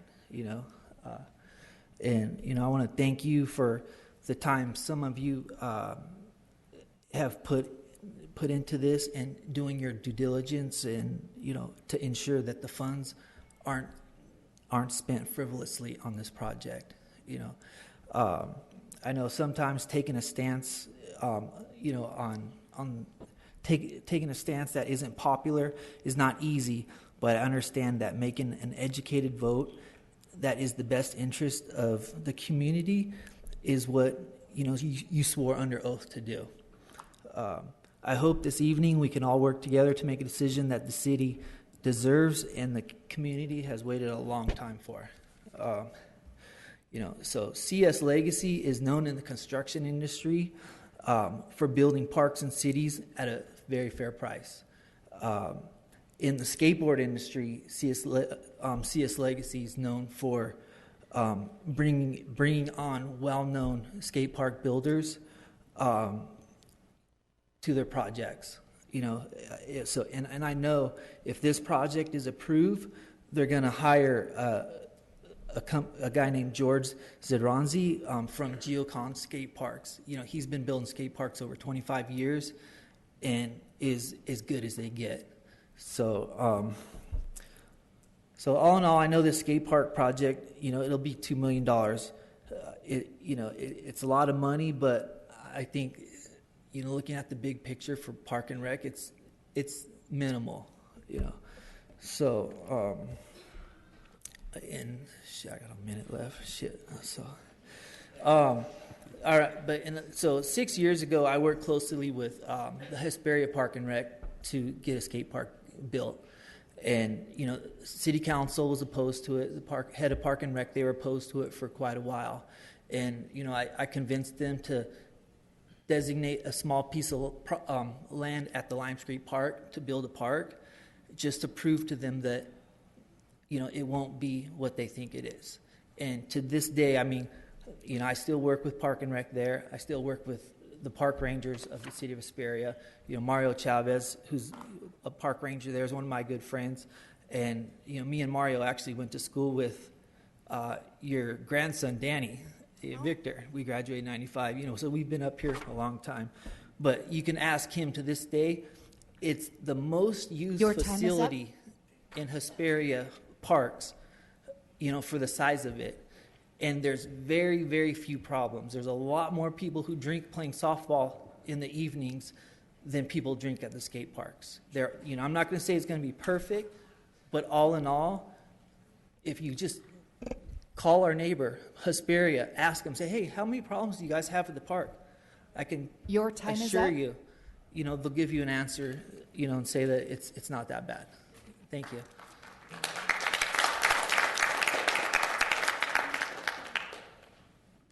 Rachel Kavanaugh, and after Rachel, Eduardo Salinas, I believe it is.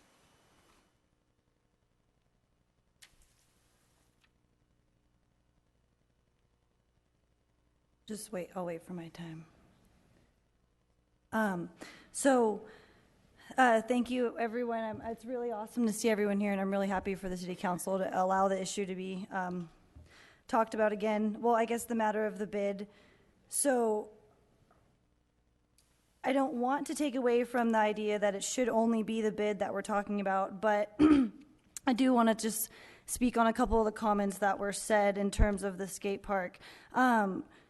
It sounds like, so my issue when it comes to politics is whenever there's a disconnect between the people in politics and the policy that they're making. So while this is a skate park, it is still a policy, and it sounds like from some of the concerns with the mayor and Dr. Ramirez that they're a little disconnected, literally, physically, mentally, disconnected from skateboarding, from a skate park, from what actually goes on, from the community. No disrespect in any way, shape, or form, but if we are going to be in these positions, we do have to be connected, and so I think it's important. Lancaster is a city that's in the desert and is not nearby it, but they just opened a brand new skate park. It had a huge turnout, a big grand opening. It looked beautiful from what I saw. They had the city there. I'm assuming the mayor was the one that was there. I don't know if he was the one that cut the ribbon, but I know the city was highly involved. So I think it would be really beneficial for, I don't know if the city council themselves or someone in the city manager can maybe reach out to whoever was involved in the planning in Lancaster and talk to them, see how they came to the conclusion, why they saw it as a benefit, because they obviously saw it as a benefit. It's built, it's open, people are skating it. So I think look at cities in California, since if we're having an issue with not having too much information about skate parks in California, that's a brand new one that just opened February 20th. So I think if there are still concerns about that, hopefully after this bid is approved, maybe that's a process that can be done to get more information about skate parks. And I would really encourage Dr. Ramirez and the mayor and any person who's dealing with this, if you have not gone to a skate park, please go. Actually go. Watch. I mean, you see all of the people that are here in the audience that have a skateboard with them. Those are the exact kids that you're talking about, And you'd actually be very surprised at how quiet a skate park can be. All you hear are the wheels. You'll actually be very surprised at how quiet it is when everyone is concentrating on on getting out of their heads and putting it into that board. So please, like, that's what I said, like that softball comment, more people drinking during softball, that's so true. I know very many skaters that do not drink and do not smoke for the exact reason that it'll mess up their skating. So we just gotta have a little more research. But thank you, everyone. Thank you for your time.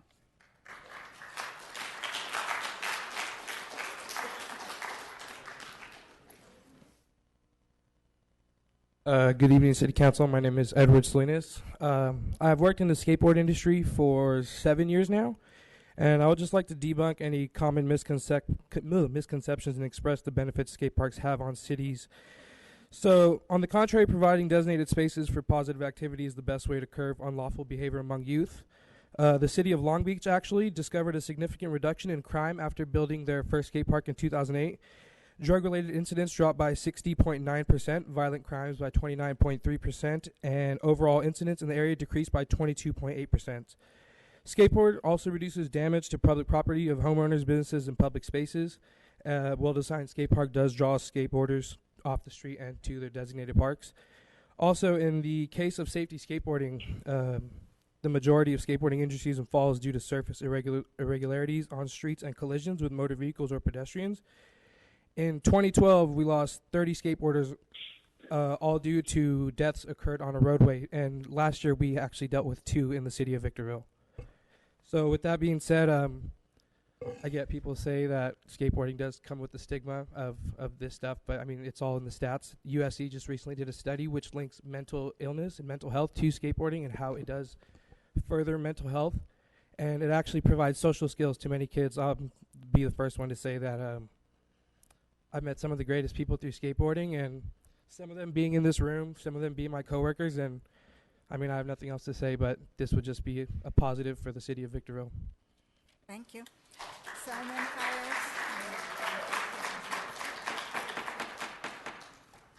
Please, so we can continue. Simeon Hires, and after Simeon, Ramiro Rodriguez.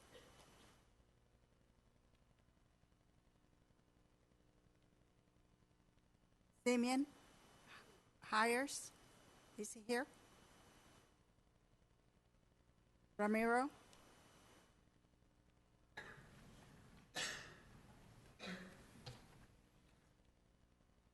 Hello, Council.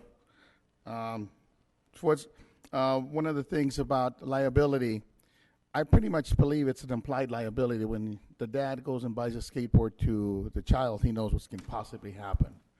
Also, in the proposals, was there also a number there for the cost of additional insurance, liability insurance for the park? And also another question, if this place is not suitable for the park, do you guys have a plan B, another place in consideration to move it there if in case it impossibly doesn't pass this time? I believe the skate park, no matter what you say, I think it's up to the parents to take care of the kids. I think the council is taking consideration raising the kids where they're going to be. They're going to drink, smoke, or do whatever, wherever they're at the skate park, at school, at the beach, playing tennis, playing baseball. The place of the city and the benefits of the community is building parks for the kids to play football, baseball fields, tracks, even quarter-mile tracks for the people to enjoy themselves. So skate park falls in line with that. I really don't believe that myth about everybody's a drug addict, smoking pot, whatever. They're going to do it whether they're at the skate park or bicycle park or at home. It's not the city or the council people to decide how they're going to raise the kids. It's actually the parents. The very important part is you have this thing right now where you can actually have the kids there and give them some independence. Everything right now, the kids are so helicoptered over. Sometimes they need a little independence to make the right decision or the wrong decision. And right now we have technology. They say about all these drug dealers, these dopers. You have facial recognition. The police department can put 2-3 cameras there, and you think any of the bad people are going to go there? No, they're not, because they're going to be recorded. So that what it was 10 years ago or 15 years ago doesn't exist now. And then we have police force too. So that's very important too. And they're going to be doing their job. Park rangers are going to be there, and parents also. I know a lot of kids are latchkey kids. They can just stay home and drink their parents' liquor or smoke their parents' butt or whatever, and not go to skate park. But it's a sport now, and I used to be a bull rider, and my dad never got angry when I went and rode somebody else's bull and got injured, because it's my liability. My dad knew what he got me into and what the outcome would be. Now, if you don't want them getting injured, buy them a Nintendo or a PlayStation, and they'll be nice and chubby, and maybe type 2 diabetes in the future. So it's up to you guys. So thank you very much.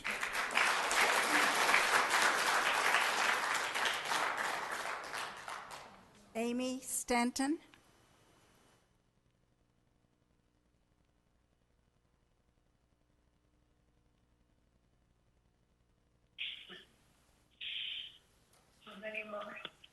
Hi, Mayor Garcia, council members, staff.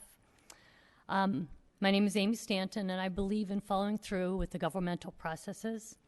The council has already gathered significant community and staff input and already voted in favor of the skate park and the location. Please respect and honor this council's prior vote.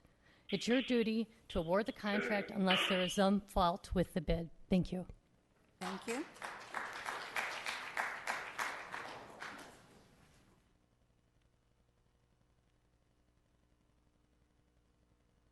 Those were all the cards that I had, speaker cards. Therefore, I close the public hearing.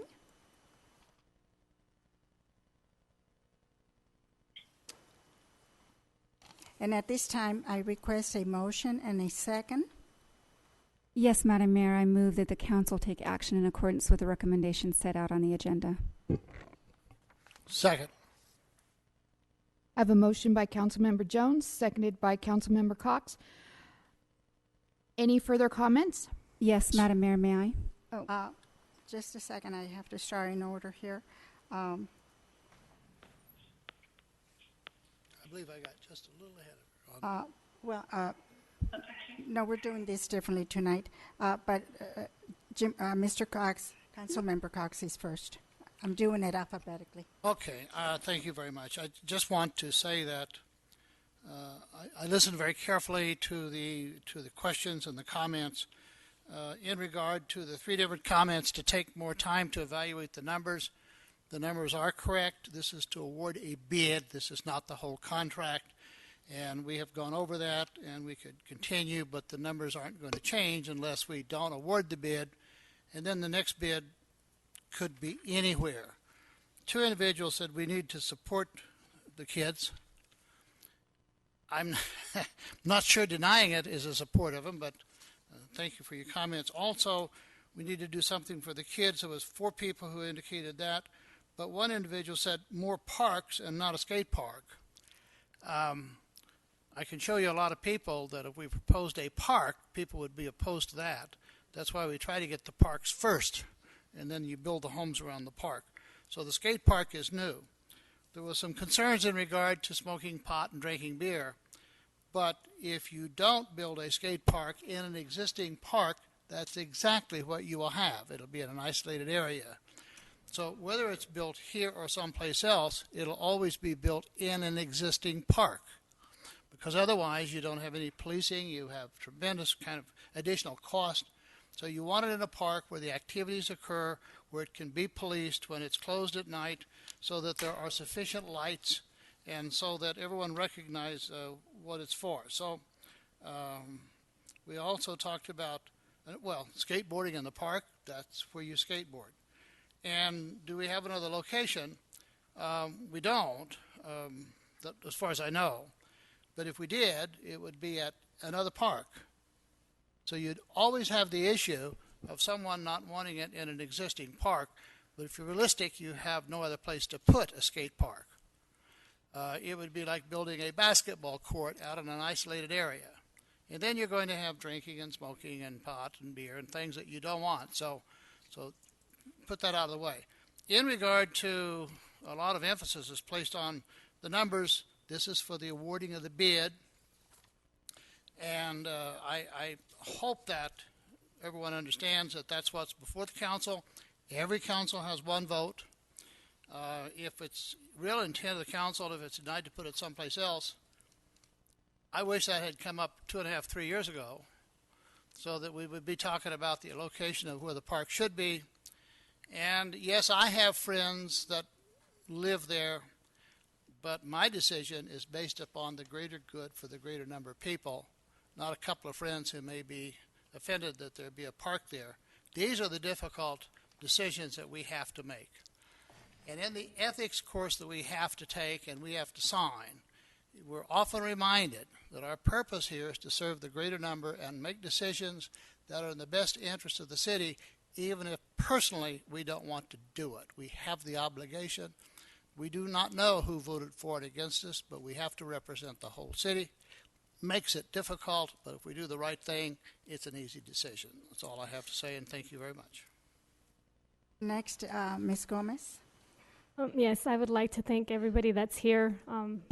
It is a very difficult decision all the time because each one of us may have a different perspective and something that we glean forward, whether it's probably fiscal sustainability.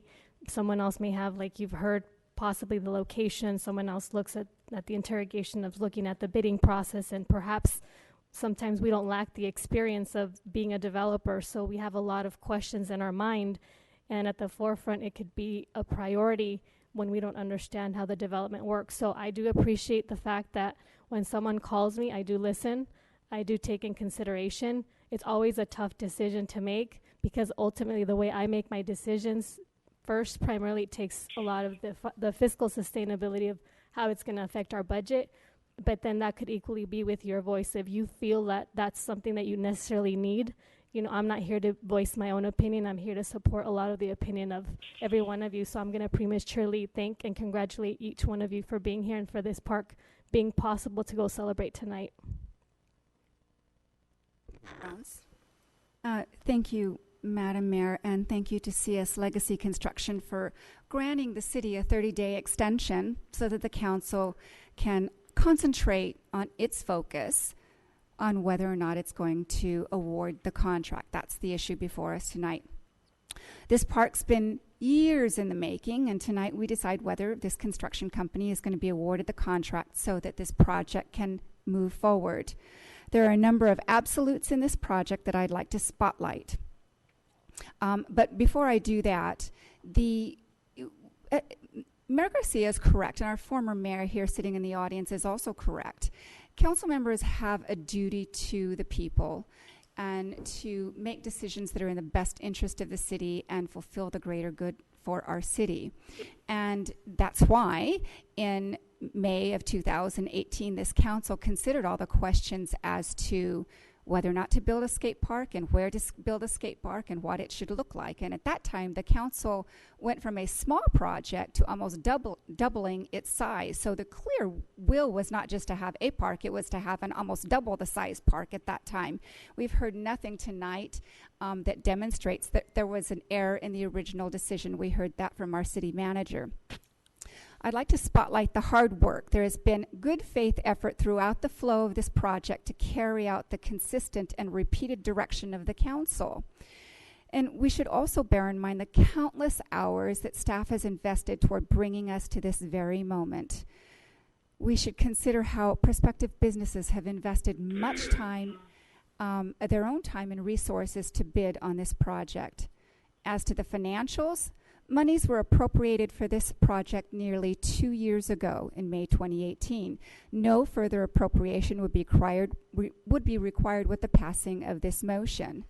It's worthy to note it has been 10 years since recreation DIF monies were spent to add or improve parks. After this project, there would remain substantial monies in our cash fund balance to address CSAC projects that it may identify in its upcoming master plan. Course of conduct. It's been 15 months since the last formal direction was given to staff.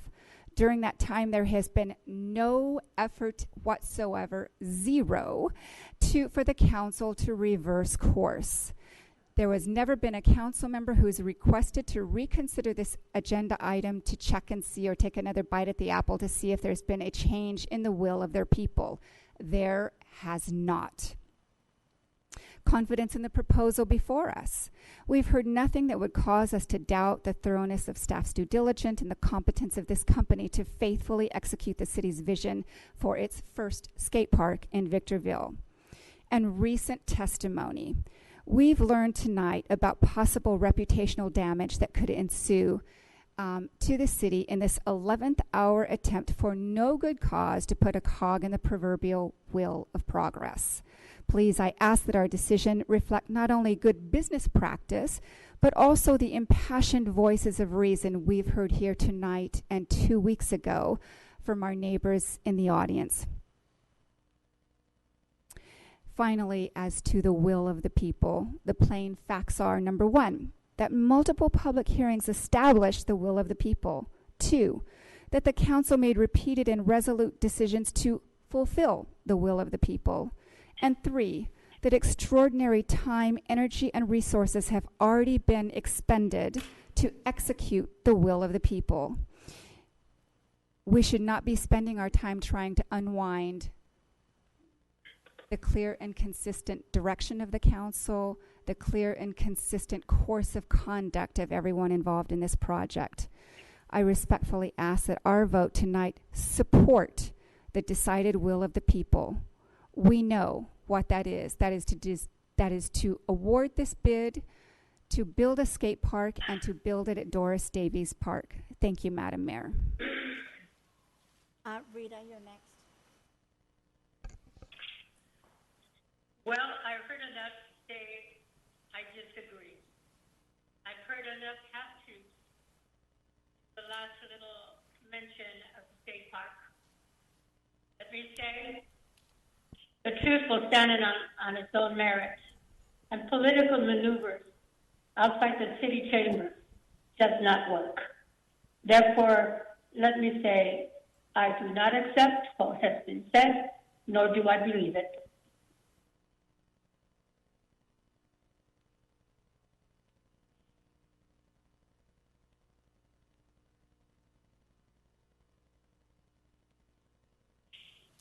Did we lose her, or did she finish?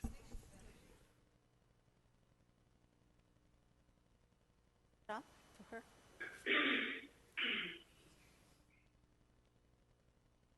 Rita, are you done? Yes, I am.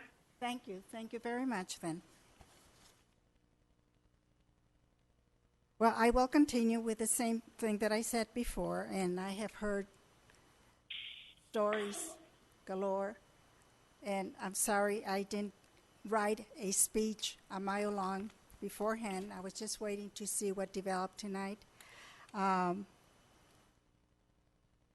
know, like I said before, I was elected by the people to do the best that I could to represent them. And I don't listen to what others say because I have to make my own decision. And sometimes it's very, very difficult to make a decision. But again, it's not personal. It's not about me. It's just what I'm seeing and who's here and who spoke and what they stated. There was a lot of debate going on. Therefore, I think we're ready to make a decision here. I have a motion by Councilmember Jones, seconded by Councilmember Cox. All those in favor? Aye. Aye.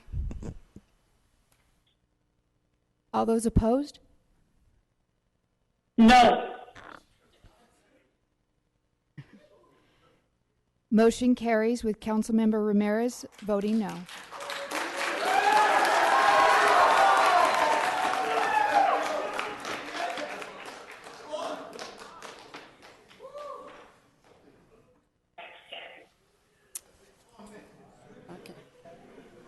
Now we move on to item number 2, Doris Davis Amenities Project, award of construction contract.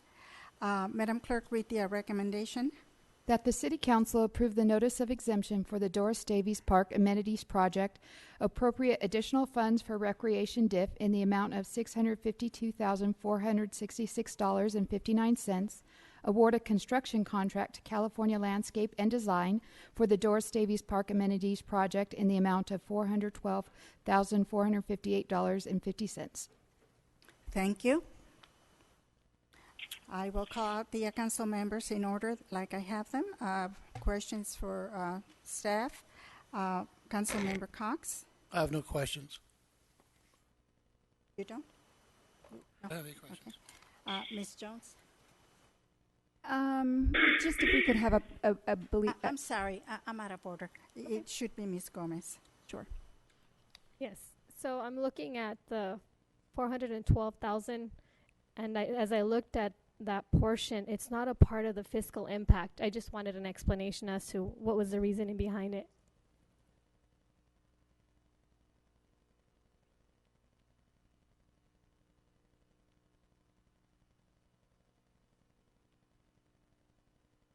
Madam Mayor and members of the council, the total fiscal impact for this item to be funded from the Development Impact Fund is $652,466 and some change.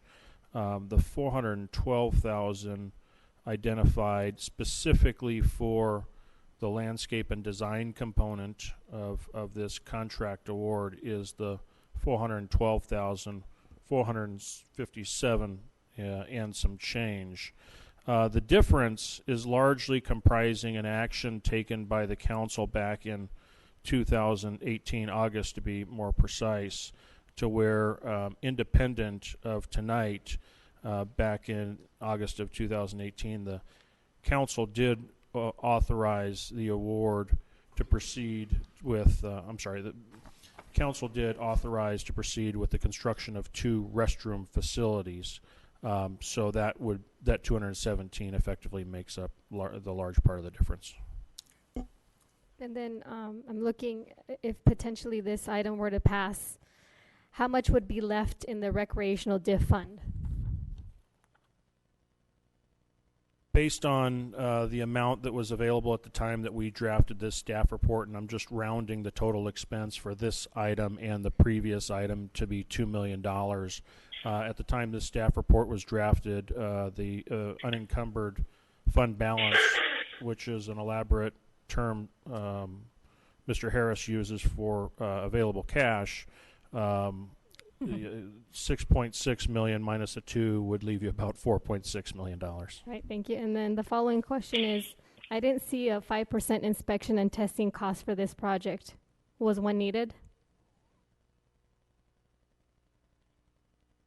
There is identified a component, it's approximately 5% for materials testing, and that, I'm sorry, is on. I do see that. It's just different wording. And then I'm looking at page 20, and I'm assuming 20 and then 21, just the first 2 portions, literally just a copy of the first item in order to gain clarity of the reporting, I'm assuming. Is that correct? That's correct. Thank you. No further questions. Rita, do you have any questions? No, thank you. I don't have any questions either. Madam Mayor, I haven't had an opportunity. May I? Oh, I skipped you? Oh, Yes. I'm sorry. Okay. Thank you. I have one question. Mr. Metzler, are you confident that California Landscape and Design has the expertise and resources necessary to bring this project to fruition? I am. Thank you. Thank you, Madam Mayor.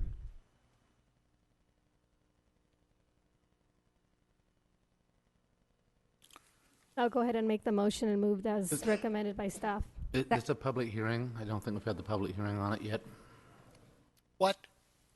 It's a public hearing item, and I think we have to open and have the public hearing item on this. Yeah. I missed that too. Yeah. At this time, I open the public hearing. I do have 2 speaker cards. The first one is Joseph Lucas, and after him is Amy Stanton.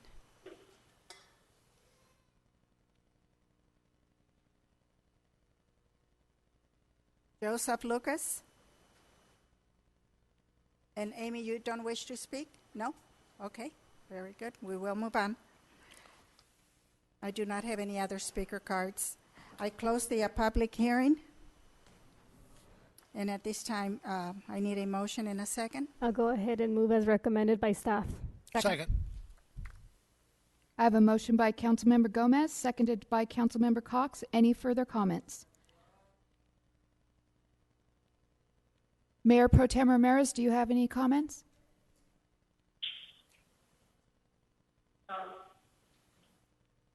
No. All those in favor? Aye. Aye. All those opposed? Mayor Pro Tem Ramirez? Abstain. Abstain. Motion carries with Councilmember Ramirez abstaining. Now we move on to consent calendar. Consent calendar items 3 through 11 may be approved with one motion unless there are items that need to be pulled for discussion. I'd like to have questions on item 5 and 6.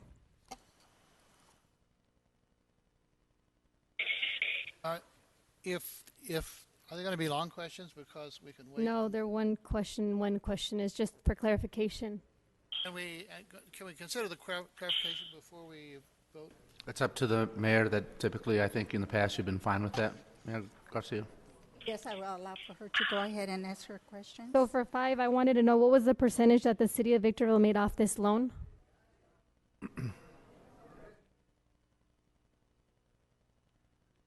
I'm sorry with the noise. I didn't quite get all of that. Can you? Yeah, so there's this payout. I guess it's coming back to the budget, but I know there's a certain allotted amount of percentages that the city gets on this loan because clearly it's not free. So I was wondering if there was a percentage attached that you had off the top of your head. This loan generated 1% simple interest, so it was $1,822. Thank you. And then for item 6, there's the hydration source, which I can only presume it's water. But there's a term, it's developer-funded project.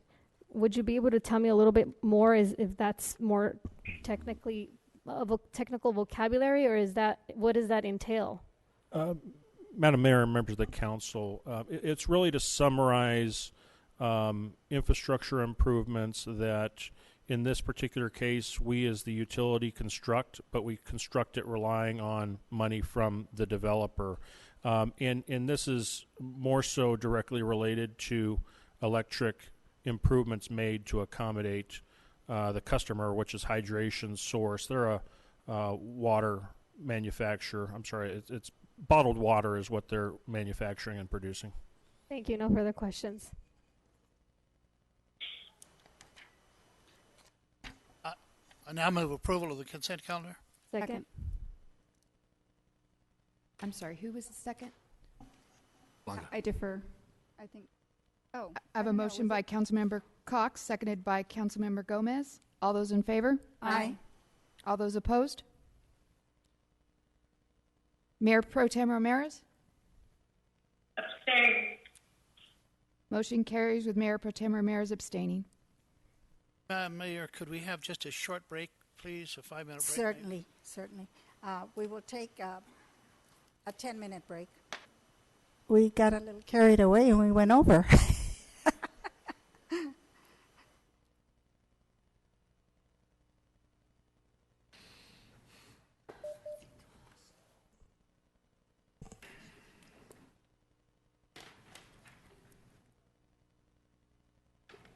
Yes, I'm ready. Okay, we're back from recess. We're starting up again. Okay. Okay, we're moving on to written communications. And we're starting with item number 12. Am I correct here? Yes. Request to accept 2017 Homeland Security San Bernardino County pass-through grant and purchase of 10 King VHF mobile radios. Madam Clerk, read the recommendation.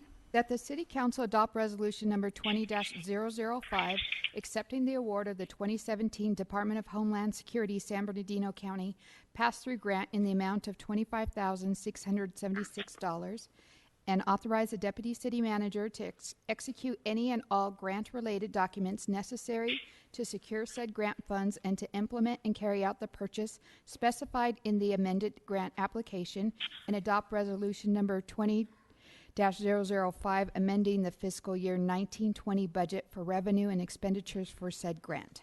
Thank you. At this time, council members will be asking questions of staff, and I will follow the same alphabetical order, although I get confused sometimes, but I'll start with Councilmember Cox. No questions. Ms. Sorry, Gomez? my microphone was off. I have no questions. Yes. So for clarity of this item, we're purchasing 10 radios for $25,000. I need clarification on a phrase where it says funds awarded has not been spent. I wanted to see if the reason why this is coming is because it requires the grant permission for the from the department in order for it to be sufficed. Madam Mayor and Council, yes, the grant does require approval by the council to go ahead and purchase the radios. You no further questions. Ms. Jones? I have none. Thank you, Madam Mayor. Mayor Pro Tem Rita, do you have anything? No, fine. All right. I don't have any questions either. And I do not have any speaker cards. Therefore, I need a motion and a second. I'll go ahead and move as recommended by staff. Second. I have a motion made by Councilmember Gomez, seconded by Councilmember Cox. Any further comments? Yes. I don't see any reason why the city council wouldn't approve this. I think they will, but I'd also like to either the mayor or the manager, whichever is appropriate, to send a letter to San Bernardino County Fire Department Office of Emergency Services, and I thank them. They were part of this, made available, and we appreciate it.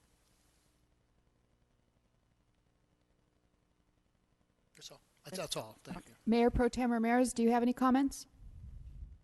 No, fine. So motion made by Councilmember Gomez, seconded by Councilmember Cox. All those in favor? Aye. All those opposed? Aye. All those opposed? Motion carries unanimously. Item number 13, request to accept California Fire Foundation grant for specialized wildland firefighting tools and equipment. Madam Clerk, read the recommendation, please. That the City Council adopt Resolution number 20-006, accepting the award of grant funds from the California Fire Foundation and Edison International in the amount of $10,978.85. Authorize the Deputy City Manager to execute any and all grant-related documents necessary to secure said grant funds and to implement and carry out the purchase as specified in the grant application and amendment, and adopt Resolution number 20-006, amending the fiscal year 1920 budget for revenue and expenditures for said grant. The purchase of these tools and equipment will improve the operational capabilities of the Victorville Fire Department and establish compliance with the California Office of Emergency Services standardized apparatus inventory. Thank you. Council members, questions of staff. Council Member Cox first. I have no questions. Thank you. Council Member Gomez. Yes, for clarification of the reporting, will the city in any of its accounts be subsidizing any of its operations with this item, or is it just going to be grant money with the grant agreement? Madam Mayor and Council, there will be no subsidy. This grant covers the entire cost of the items that we have requested. And then during the fire department's personnel spending the time observing these items that were absent, is in the future, is the department going to continue its observations? And I'm saying that because the second paragraph says these items were identified as absent. So I'm either presuming there is no more of that observation, or there's diligently more observations and things like this can occur. These items were identified as being absent when we evaluated what was available to transition against the standardized listing. And I believe the items that we are receiving will address those gaps, if you will, that existed. Thank you. No further questions. Councilmember Jones. No, thank you, Madam Mayor. Mayor Pro Tem Rita? No, thank you. I'll go ahead and take the opportunity to move as recommended by staff. Second. Oh, did we get anything? Sorry. I don't think I have any speaker cards. Let me see. This one is for public comment. I do not have any speaker cards, so I do need a motion in a second. We have a motion by Councilmember Gomez, seconded by Councilmember Cox. Any further comments? Mayor Pro Tem Ramirez, any comments? No comment. No comments. All those in favor? Aye. Aye. Aye. All those opposed? Motion carries unanimously. Moving on to item 14, award of consultant professional services provider agreement to Godfrey's Associates, Inc., library planners and consultants for the library master plan project. Madam Clerk, read the recommendation. That the City Council adopt Resolution Number 20-007, amending the annual budget for fiscal year 2019-2020 for the Library Master Plan Project, and approve the consultant professional services provider agreement with Godfrey's Associates, library planners and consultants in the amount of $84,790 to develop a comprehensive library master plan. Thank you. Council members, questions of staff. Council member Cox. I do have a question, and I was looking for the finish date. When's the estimated time to complete this report?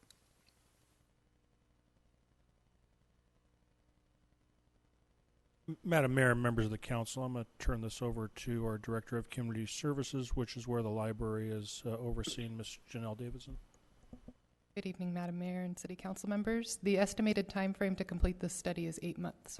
8 months from start? From the start date, yes. Well, I suspected that it would go beyond when we could budget for anything this coming budget year, and so I will expect then that mid-year that we'll have another hearing and a budget at next year. Correct? That's what we look forward to? Typically, what we do is, in this particular case, if we award it in this current fiscal year and it stretches over into the next fiscal year, we'll identify the remaining amount to be spent on the contract, and we'll actually incorporate that as a part of the budget. Okay. Thank you. Ms. Gomez? Yes, so the questions I have quite lengthy, but hopefully they're short enough.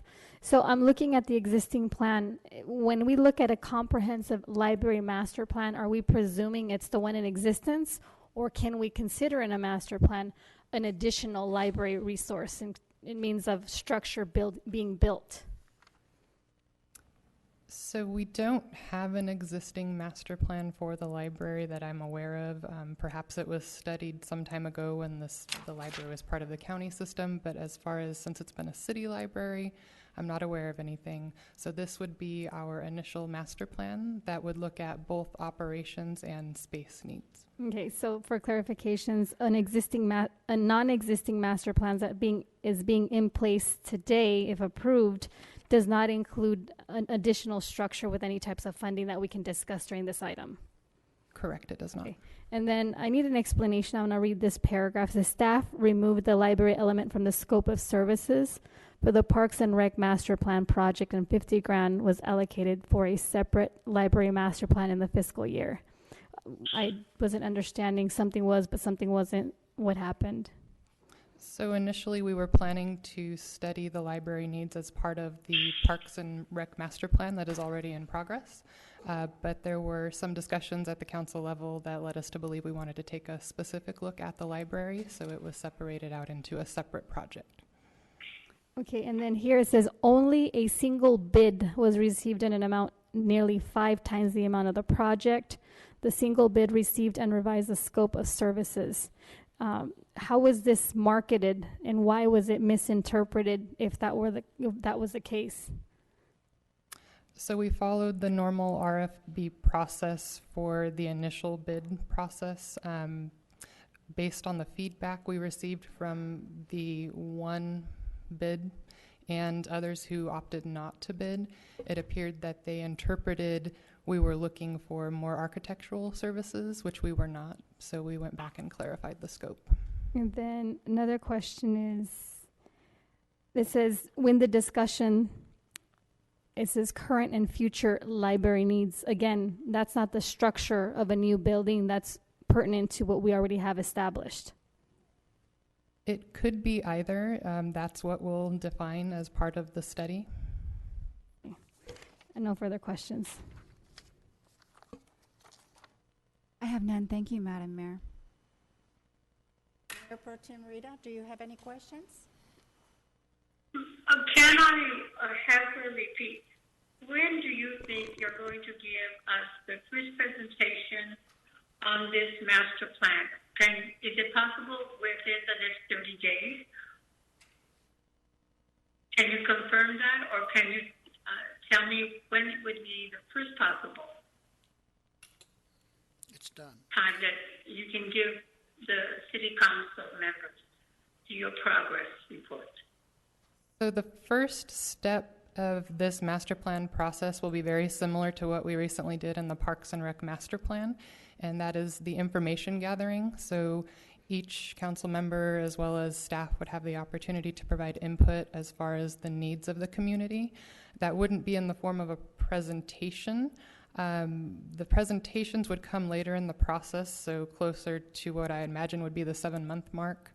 After we get started, we would have the initial recommendations at the CSAC level that would, if approved, be brought to the City Council. Is it possible for you, when the presentation is made, to give us a written report so that we have something in our hand and then we can always refer to it? Will your project task force do that for us? Are you referring to progress reports on the project? Well, I know your presentations are very nice, but I always like to read everything I hear. And I would prefer to have a formal written article on your progress as to where you are, what you're going to do, what your timeline is. Because it seems to me it's wonderful you stand up here and you tell us, but you know what? We have nothing in our hands to really refer to it. And I prefer that. I always prefer to have some research in my hands so that I know that if I have to refer to something you've said, then I say the facts, that I know the facts. So I would appreciate that you and your group would give us a formal written presentation so that we have something for our personal use. Yes, that's something we can do throughout the project.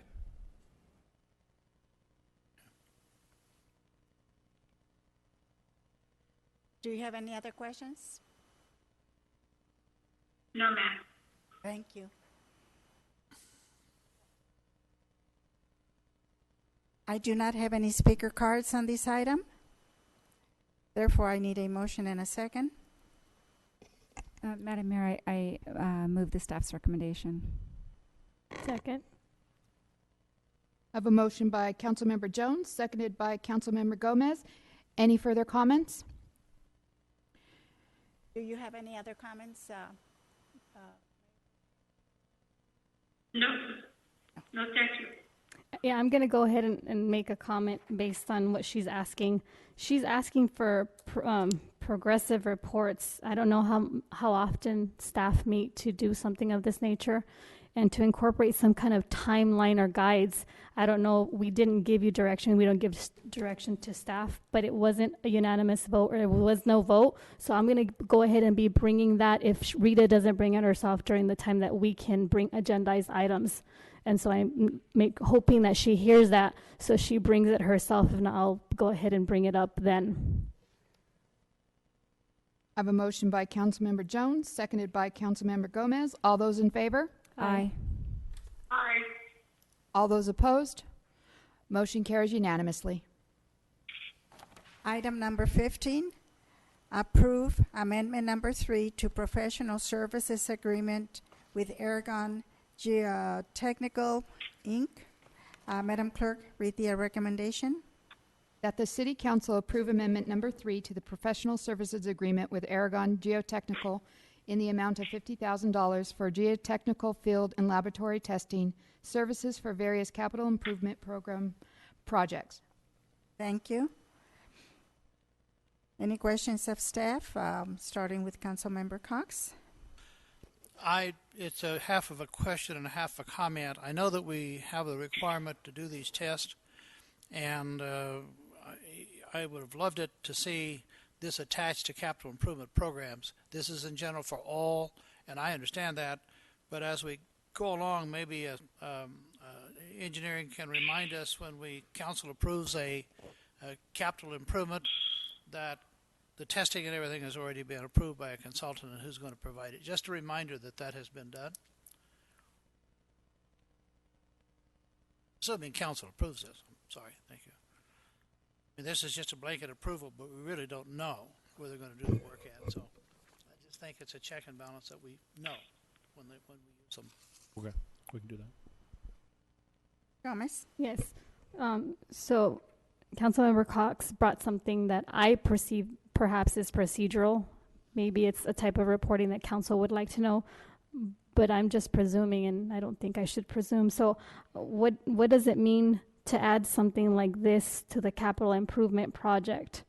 And how does that look like if it's already tested and embedded? Does that mean that we do get notification or we don't get notification? I want to understand there's more than what he's saying to what he's saying. Excuse me. This type of contract really is to have someone on board to be handy in the event that there's either a small or big project that requires geotechnical services. And I think in this particular case, we've had enough projects starting with water and then eventually dealing with sewer to where it's drew down on really a contract that was intended to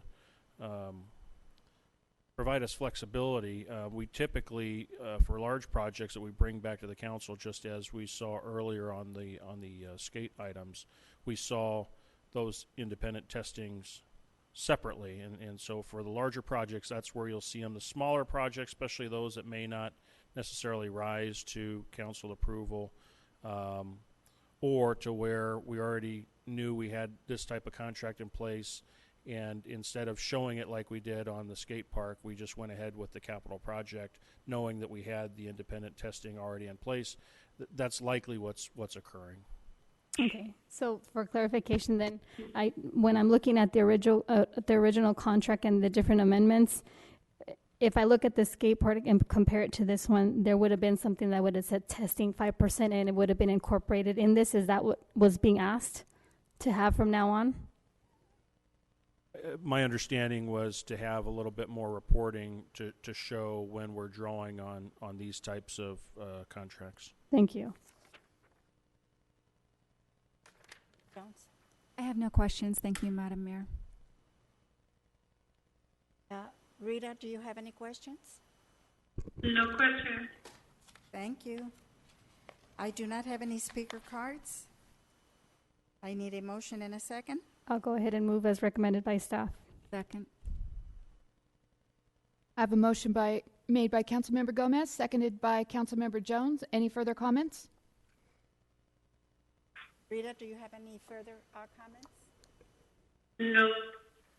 No, thank you. All those in favor? Aye. Aye. All those opposed? Mayor Pro Tem Ramirez? No.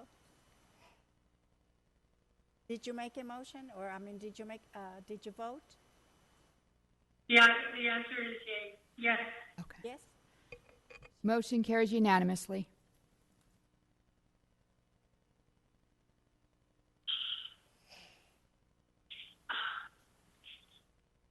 So I move on to 16. Acceptance of Strategic Partners Program Grant for ET Water Controllers. Madam Clerk, read the recommendation. That the City Council authorize acceptance of the Mojave Water Agency Strategic Partners Program 2019-2020 grant for ET Waters Controller, authorize the city manager or his designee to process all documents required for the program administration, and approve the associated expenditure plan. Thank you. Council members, do you have questions of staff, starting with Council Member Cox? No, I have no questions. Thank you. No questions. Ms. Jones? None, thank you, Madam Mayor. Mayor Pro Tem? No question. No questions? I do not have any speaker cards. Therefore, we need a motion and a second. I'll move as recommended by staff. Second. Motion made by Councilmember Gomez, seconded by Councilmember Cox. Any further comments? All those in favor? Aye. Aye. Aye. Aye. All those opposed? Motion carries unanimously. Now we move on to public comments. And I do have one card. Richard Matias. He left. He left.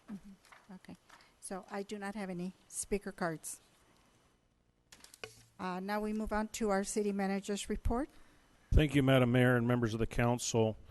Join your neighbors and run, jog, or walk at this free community event, which is the Run in the Park, 3K and 5K, Saturday, March 7th, 7:30 a.m. to 9:30 a.m. over at Hook Park. There's no cost.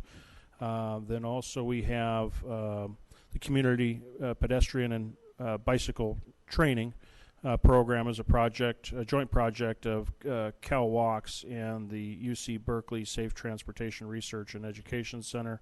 They're holding an event at the Family Assistance Community Center on Saturday, March 7th, 10 a.m. to 1:30 p.m. Also, City of Victorville residents can dispose of furniture, garden trimmings, appliances, scrap metal, scrap wood, lumber, and extra trash during our free dump day event Saturday, March 14th, 8 a.m. to 1 p.m. That's over at Victor Valley High School. And those are all the items I have at this time. Thank you. Thank you so much.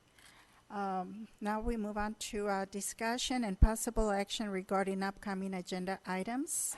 3-minute time limit. I will start with Councilmember Cox. To agendize. I have no items. Ms. Gomez? Yes, I quite have a litany of them, so bear with me. The first one is the coronavirus. How is the city approaching it? Do our residents know if something were to happen, what the city is prepared to do? I think we need an update on that. We've had it at the state level. I think we would be remiss if we didn't have it here for our constituency. So that would be a motion. And I'll second that. Can I ask for clarification, though? Is it to receive a report on that? Yeah, I think it's just to receive a report, something that Mr. Obernolte has done, so we learn the community would like to know. So just a reporting. Yes. I have a motion by Councilmember Gomez, seconded by Councilmember Jones. All those in favor? Aye. Aye. All those opposed? Mayor Pro Tem Ramirez? I vote in favor. Motion carries unanimously. The other thing is the homeless agenda workshop that we had. I think there's a lot of inquiry, participation, and understanding that the council can participate. We didn't directly do it, and I abstained from giving information because I knew we had a lot of information. So I would like to add that to the agenda so we have further discussion and participation with that homeless workshop presentation. That's a motion. Is there a second? I'm going to second for discussion. I okay. have questions. I know that we are kind of moving ahead. This is to staff. We're moving faster than other cities, quite frankly. And we're also working with the county. And I was just recently asked, how are we doing with that? It seems like what we need is an update. I was really surprised. I was at a meeting when another city in the valley wanted to put their person on a homeless, and they had no idea what they were doing. And the person they said, name same minute, had no idea what they were doing. And I wanted to stand up and say, you know, the city's moving ahead. Maybe we need a workshop to tell the other cities what we're doing here, so that at least if the other cities don't know, I'm assuming the citizens don't know. So the only purpose, not the only purpose, but since we're working with the county, we get constant questions about that, and we're really moving ahead and doing a great job. Maybe just a separate workshop or information only, or at least add it to the agenda if we have a light agenda someplace, because there's a lot of concern about the homeless, and I think the public really wants to know, what are we doing? Also, as a part of that, I recently saw on TV where a city down below said, we don't care if we can't do it, we're doing it. And we're picking up everything and we're taking it to the trash, and come on down and sue us. On the basis that the state law says the city council must take care of the health, safety, welfare of the community, and by allowing these camps and they're not taking care of it. And so it was a kind of a challenge to the governor. Surely you're not going to sue us for upholding the state law. Question, and immediately I had several questions to me after hearing that. What are we doing? Because my understanding is if we declare health, safety, welfare, we can post properties and we can enforce. So it kind of overrides the Boise case. I'm not suggesting we do it at all, because we now find cities in the LA area saying we are going to do this. And so as a result of the city speaking out, the governor has allocated more money. And apparently he's going to allocate an additional chunk for mental health services through the county. We have to know where we stand with the county. We're not going to get those funds direct. People think we might after they heard the governor say it. We're not. It goes through the county. And so have we discussed it with the county? Do we have an agreement? That's something else I think the city council needs to know and understand, because I'm sure You I'm have not the 30 only one seconds. getting questions. It's information. We really need a lot of information right now. A lot is going on. Well, I think it was Ms. Garza. Yeah. Yeah, that was a motion. And The motion was to have a workshop. I believe, Jim, you seconded it, correct? Yes. So, further discussion by the council members? I have a motion by Councilmember Gomez, seconded by Councilmember Cox, to have a homelessness workshop. All those in favor? aye. Aye. All those opposed? Mayor Pro Tem Ramirez? Vote for homeless workshop. I'm sorry. Repeat that again. It's to have I'm just a little tired. It's to have an updated homelessness workshop. Are you in favor? I will support. Okay. I'll say Motion carries unanimously. The next item was potentially looking about adding a park ranger. I know we've talked about it in lengthy times, but I think that merits something that we talked about the skate park and something that we can talk here. Maybe just discussion, possible action, looking at our budget. Oh, and that's my motion, sorry. Is there a second? For purposes of discussion, I'll second it. Well, not discussion, but I just have a question. Is this something that would typically come up during the budget process? The answer to that question is yes. However, I will share with you, as staff is currently working on the public safety plan that we've been directed by the council to put together, that is an element that we're already looking at, so we may capture it in there. All right, so then forget that. The next one was the library construction, talking about a library. I have a lot of my colleagues that are interested in talking about a new library and using funding that we already have. So that's something that I'd like to advocate for my council members that are in favor of something like that. And that's my motion. Second. And can I ask a question of clarification, Yes. Madam Mayor? Oh. So is this not part of the agreement that we just made to determine what's feasible for our city in terms of libraries? I believe so. I'm going to go ahead and chime in and say 8 months, and then potentially we could see it. My colleagues have, on many occasions, have said that they would like to see a library structure being built, and we want to look at the DIF funds and how we can make that happen. The master plan is directly, narrowly tailored to looking at the consistency of what we already have. It's not talking about another new library. That's why I kind of asked, because it wasn't addressing it. So that's why this is that motion that's directing it towards that. Is it addressed during the? And maybe I didn't understand the question, but the item that we did just approve, dealing with the library master plan, is going to start first looking at what are the needs from a library perspective, and they'll look at the existing library, they'll look at population, they'll look at neighborhoods and things of that sort, and from that, then they'll decide what are the needs, and that could be just keeping what we have. It could be advice as to perhaps expanding.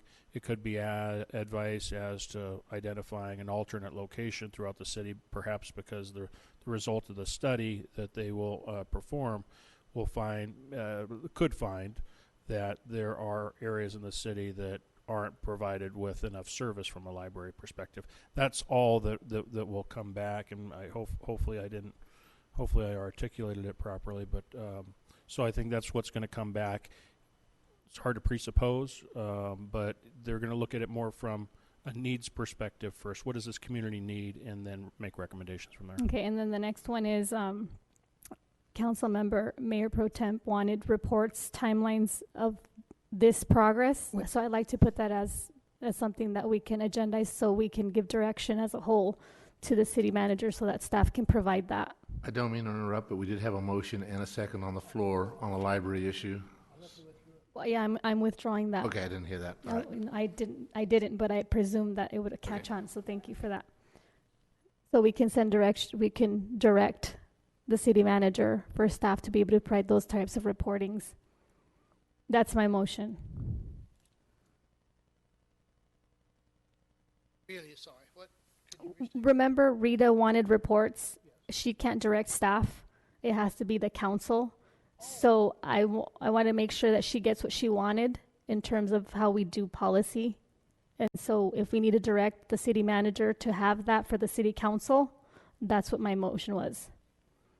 I understand as much that what the desire is of the council, and we can certainly bring back. I think what I'll do is obviously identify, give me some flexibility to identify when the appropriate time is.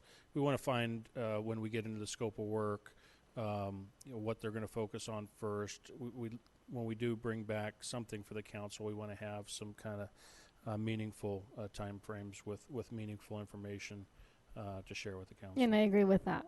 So if there's no motion and you see the consensus, thank you. And lastly, review the city policy and discuss it with possible action. What? Lastly, policy? Review the city policy and discuss it with possible action. Is that the city policy manual? Yeah, that's the city policy manual. No later than 30 days from today's date to be brought back as an agenda item. Second. Is there a second? Second. I have a motion by Councilmember Gomez, seconded by Mayor Garcia. What? I'm sorry, I didn't really. My motion is to review the city policy and discuss it and possible action. Yeah, the city council policy manual. Yes, that one. Oh. I knew she meant that. Okay. Mm-hmm. Well, fine. I have a motion by Councilmember Gomez and a second by Mayor Garcia. All those in favor? Aye. Aye. All those opposed? Mayor Pro Tem Ramirez? I don't know. Rita, this is Do you want to abstain?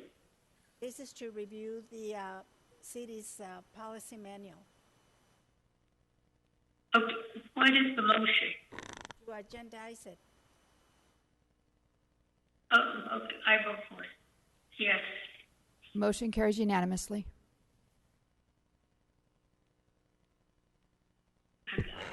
No, nothing further. Oh, no, thank you.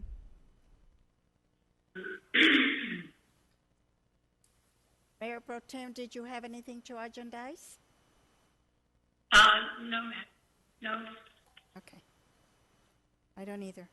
So we move on to reports from council members. 3-minute time limit. Mr. Cox? I have 2 reports, but I don't have the minutes yet from those committee meetings, and so as soon as I get those, I'll report back. Probably just give copies to the council rather than do it verbally. And thus, at this time, I have no reports. Ms. Gomez? Yes, first in Spanish. Estoy muy agradecida por la comunidad. Muchas personas vinieron hoy y votaron. A las 8 se terminó la votación. Es algo hermoso porque muchas personas por la primera vez estaban votando de hace años. Estoy muy agradecida que pude ser una parte muy pequeña para ellos. Y si no saben, yo estoy corriendo para candidatura para la asamblea. Pase lo que pase, yo estoy contenta. Yo estoy aquí para servir al público. So in English, I said thank you very much. There's a lot of people who for the very, very first time were voting, even though they were registered. They became naturalized since 98. And I'm so glad I was a part of the kernel of these individuals that were coming to vote for the first time. And for those of you that didn't know, I'm running for the State Assembly District 33rd. Whatever happens, I'm happy. I'm here to serve the people. And I just wanted to acknowledge that 8 o'clock was the deadline. ROV's office is open. We can go over there and watch those votes being counted and pretty much keep accountability how our voting system functions. Thank you. Yes, thank you, Madam Mayor. So first of all, I wanted to once again thank CS Legacy Construction for being so kind to grant our city a 30-day extension. I'm glad it worked out for this construction company, and congratulations to them. Yesterday I read to a lot of Victorville students, and then this is Dr. Seuss Read Aloud Week. It's one of my most favorite times of the year because I get to engage with students and have a little bit of a play day myself. And I got 2 more days this week to read again. And then I wanted to let everyone know, in case they're not aware, that this council and members of the executive team had a governance relations workshop last Tuesday. I'm so thankful that the council months ago green-lighted that workshop. That's part of then what we're going to do is the next piece is developing our vision, mission, and goals. But that workshop was, I felt, very productive, well worth our time. I think it was very helpful, and as I believe has largely put us on the right track, and I'm looking forward to the days ahead with our team becoming stronger. Thank you, Madam Mayor.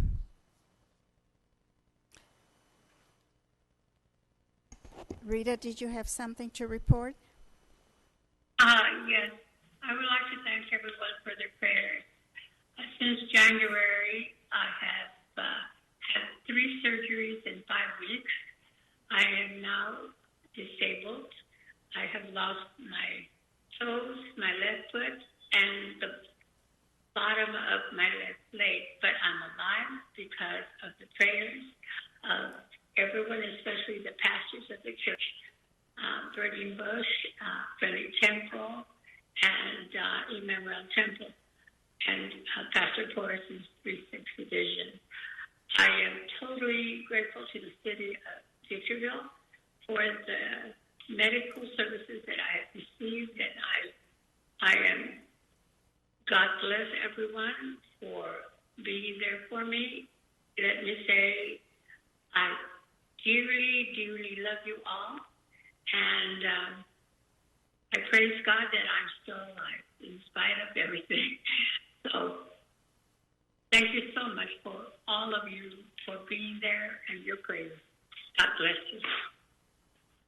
God bless you, Rita, and we thank God that you're recovering and that you're doing as well as you are, and that you were able to be with us tonight, and you will be here sitting at your chair real soon. We love you. Take care.